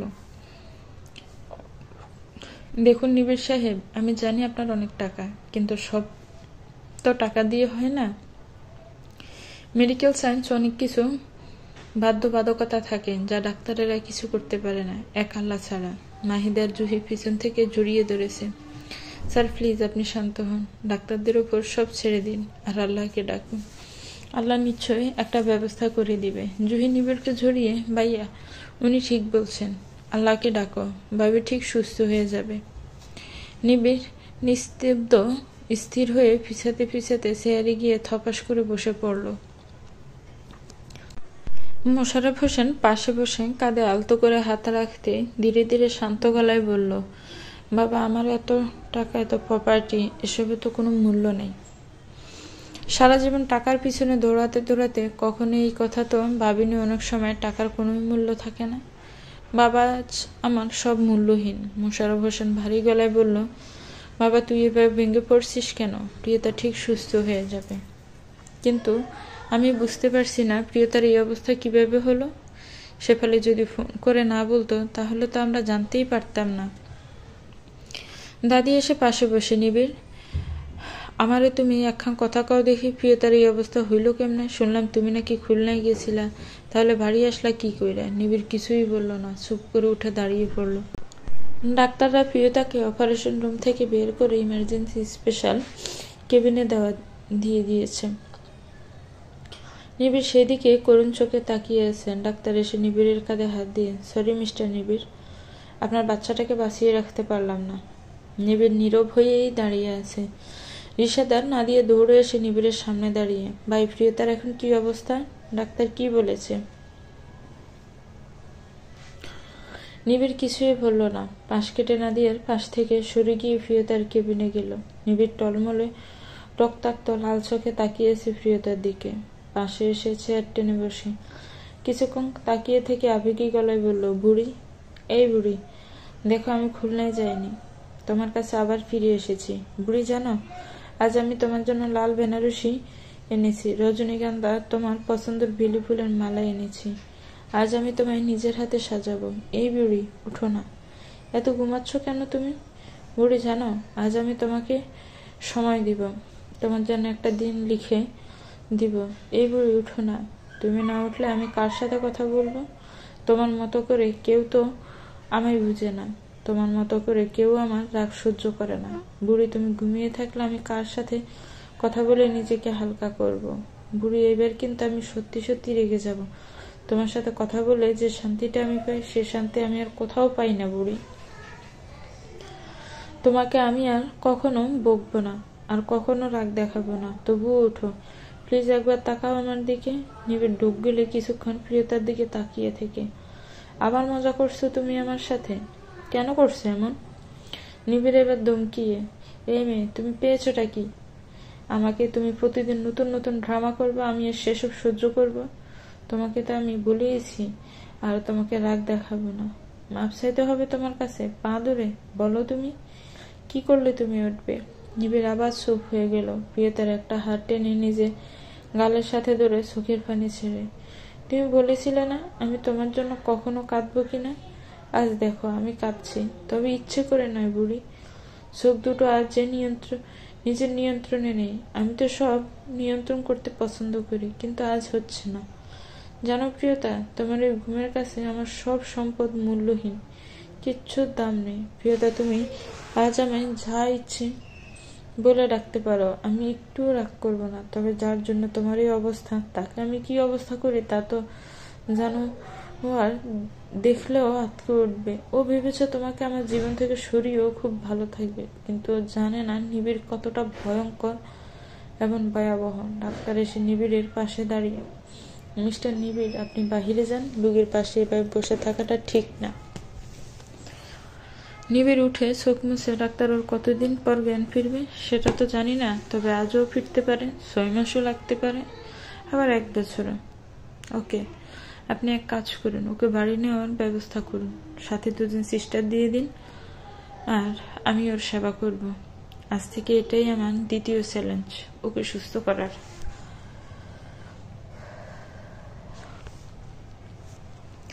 প্রিয়তাকে নিয়ে বাড়ি নিয়ে সিস্টার আর ডাক্তাররা বেডে শুয়ে সদর দরজা দিয়ে ঢুকছে। প্রিয়তা আসতে সবাই এগিয়ে এসেছে। সালমা বেগম আর জুহি দুজনকে জড়িয়ে ধরে কাঁদছে। নাদিয়া ও প্রিয়তার নিহত দেহটির দিকে তাকালে যেন বুক কেঁপে ওঠে। রিশাদ চুপ হয়ে নাদিয়ার পাশে দাঁড়িয়ে প্রিয়তার আশার দিকে করুণ চোখে তাকিয়ে আছে। নিবিড় আর মাহিদ প্রিয়তার সাথে এসেছে। শেফালিও নিজের চোখ মুছছে। দাদি এগিয়ে এসে প্রিয়তার গাল ছুঁয়ে, মায়াডার হঠাৎ এমন হইবে ভাবতেও পারি নাই। কেন হইল, কিসের জন্য হইল, কিছু জানি না। দেখ না দু, মাইয়াডারে কত নিষ্পাপ লাগতেছে, কত বকাবকি করছস মাইয়াডারে, আর এখন দেখ সবাই রে সাইডে চলে যাইতেছে। ডাক্তার নিবিড়ের দিকে তাকিয়ে, ওনাকে কোথায় রাখবেন? আপনার কোথায় আমরা রুগীকে নিয়ে এসেছি, না হলে এসব রুগী আইসিইউতেই থাকে ভালো। ওনার কিন্তু এখন স্পেশাল কেয়ার নিতে হবে। যতদিন না ওনার জ্ঞান না ফিরে, ততদিন ওনার দিকে নজর রাখতে হবে। আমরা বাড়িতেই সব ব্যবস্থা করে দিব। সালমা বেগম মুখ মুছে, তাহলে আমার রুমে দিন, আমি আমার মেয়ের সেবা করব। নিবিড় নিজেকে একটু সামলিয়ে, না, ওকে আমার রুমে দিন। মাহিদ, ম্যাডামকে উপরে নেওয়ার ব্যবস্থা করো। প্রিয়তাকে নিবিড়ের রুমেই দেওয়া হয়েছে। সবাই যে যার রুমে রেস্টে নিচ্ছে। সিস্টারদের নিবিড় শেফালিকে রুম দেখিয়ে দিতে বলে, আপনারা গিয়ে ফ্রেশ হয়ে নিন, আমি ওর পাশে আছি। সিস্টাররা হাসি মুখে রুম থেকে বেরিয়ে গেল। নিবিড় এসে প্রিয়তার পাশে বসে একটা হাত নিজের হাতের মুঠোয় নিয়ে চুমু দিয়ে অপলক দৃষ্টিতে তাকিয়ে আছে চল চোখে। অনেক অভিমান আমার উপর তোমার, তাই না বুড়ি? তাই তো রাগ করে চোখ বন্ধ করে আছো।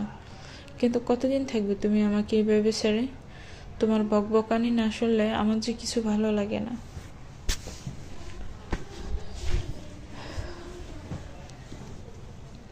আসলে আমার জন্যই তো তোমার এই অবস্থা। কিন্তু বুড়ি, আমি কি করব বলো? বোনকে তো আমি ফেলে দিতে পারি না। মা চলে গেছে, বোন আমার সব ছিল। সে বোনটার ভাগ্য যে এত খারাপ হবে আমি কখনো ভাবিনি। ভেবেছিলাম ভালোবেসে বিয়ে করেছে, হয়তো সুখী আছে।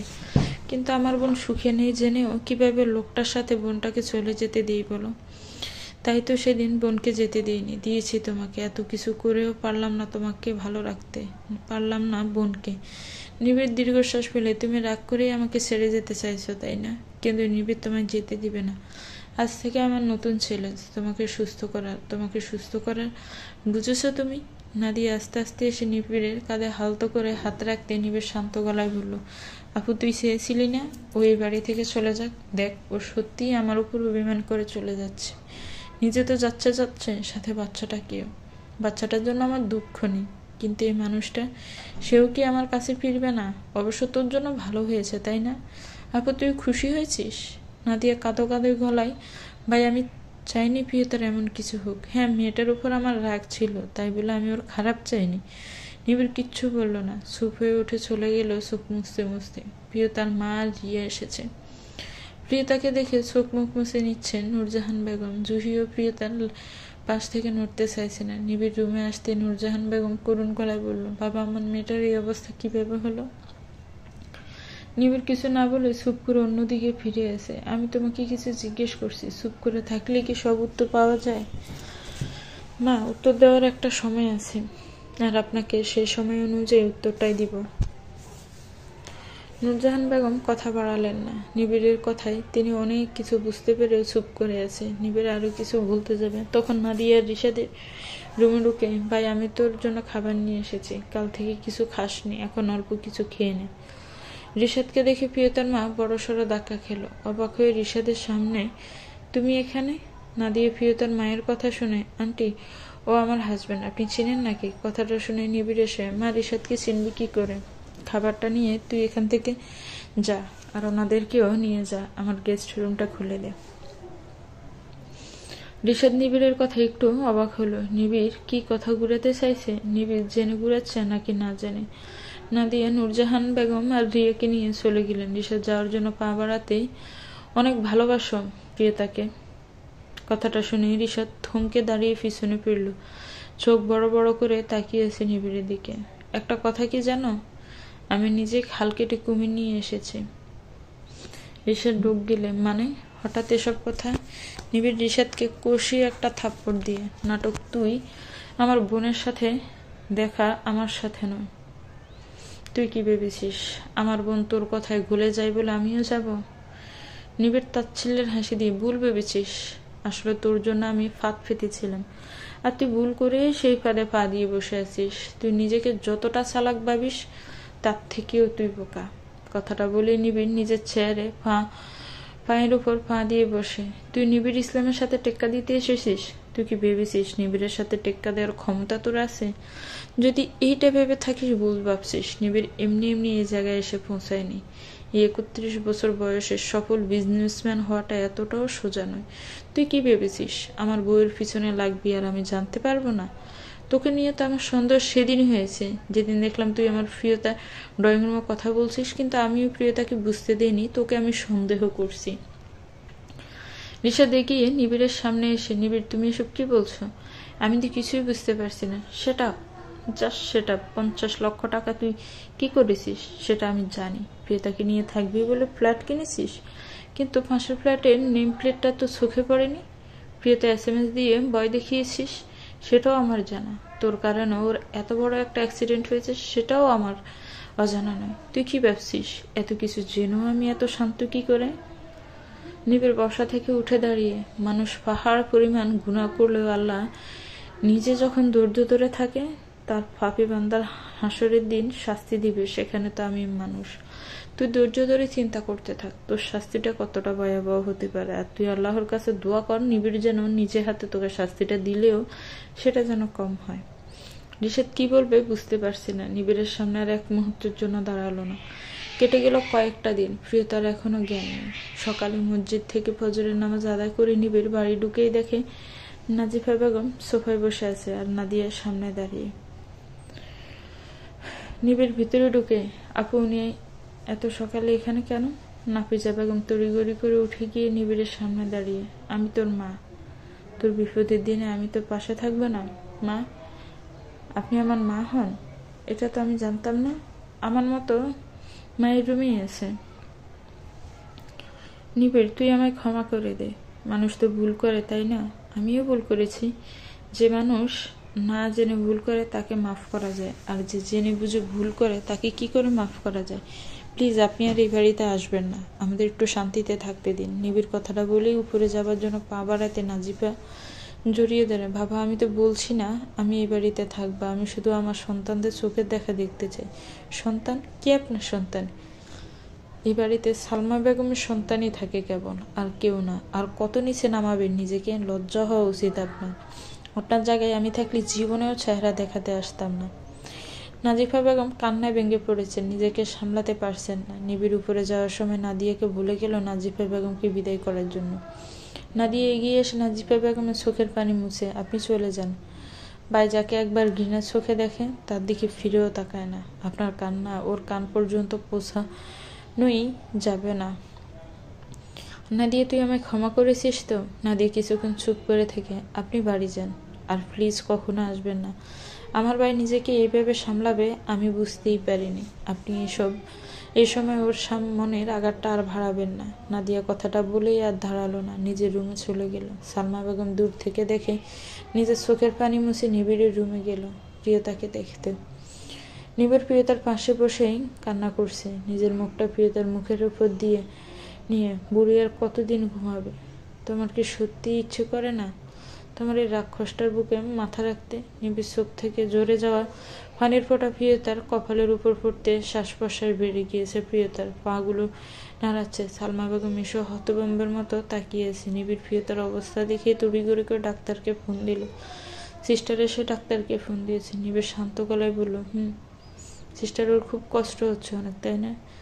সিস্টার কিছু বলল না, চুপ করেই আছে প্রিয়তার দিকে তাকিয়ে। সিস্টার মনে ভাবছে, আমি যা আন্দাজ করছি তা যদি সত্যি হয় তাহলে মিস্টার নিবিড় আপনি জিতে গেছেন। ডাক্তার এসে প্রিয়তাকে দেখে, আলহামদুলিল্লাহ মিস্টার নিবিড়, আপনার ওয়াইফে তো জ্ঞান ফিরে এসেছে। নিবিড় অবাক হয়ে, হোয়াট? কিন্তু এটি কিভাবে সম্ভব? আর জ্ঞান ফিরলে তো এখনো তাকাচ্ছে না। আপনি একটু শান্ত হয়ে অপেক্ষা করুন, দেখবেন বিকেলের মধ্যেই রুগী আপনাদের সাথে কথাও বলবে, যদি আল্লাহ চান। নিবিড় ডাক্তারের কথা শুনে চোখ মুখ মুছে, মা শুনেছ? প্রিয়তা নাকি আমার সাথে কথা বলবে। সালমা বেগম মুখে হাসি ফুটিয়ে, আল্লাহ তোর ডাক নিশ্চয়ই শুনেছে। আমার যে ছেলে ঠিকমতো নামাজ পড়তো না, সে ছেলে 5 ওয়াক্ত নামাজ আদায় করে, তার বুড়ির জন্য দোয়া করছে। প্রিয়তার অসুস্থ হওয়ার পর থেকেই নকল রোজা রাখছে। তাকে তো আল্লাহ নিরাশ করবেন না, তার বুড়িকে যে ফিরে আসতেই হতো তার কাছে। তো ভিউয়ার্স, গল্পের এই পার্টটা কেমন হয়েছে একটু কমেন্টস করে জানাবেন। গল্পের পরবর্তী পার্ট আগামীকালকে দেওয়া হবে। আজকে গল্পের পার্টটা দেরি করে দেওয়ার জন্য সরি। তো আমার চ্যানেলটাকে সাবস্ক্রাইব করবেন, যারা অলরেডি সাবস্ক্রাইব করেছেন তাদেরকে ধন্যবাদ। আল্লাহ হাফিজ।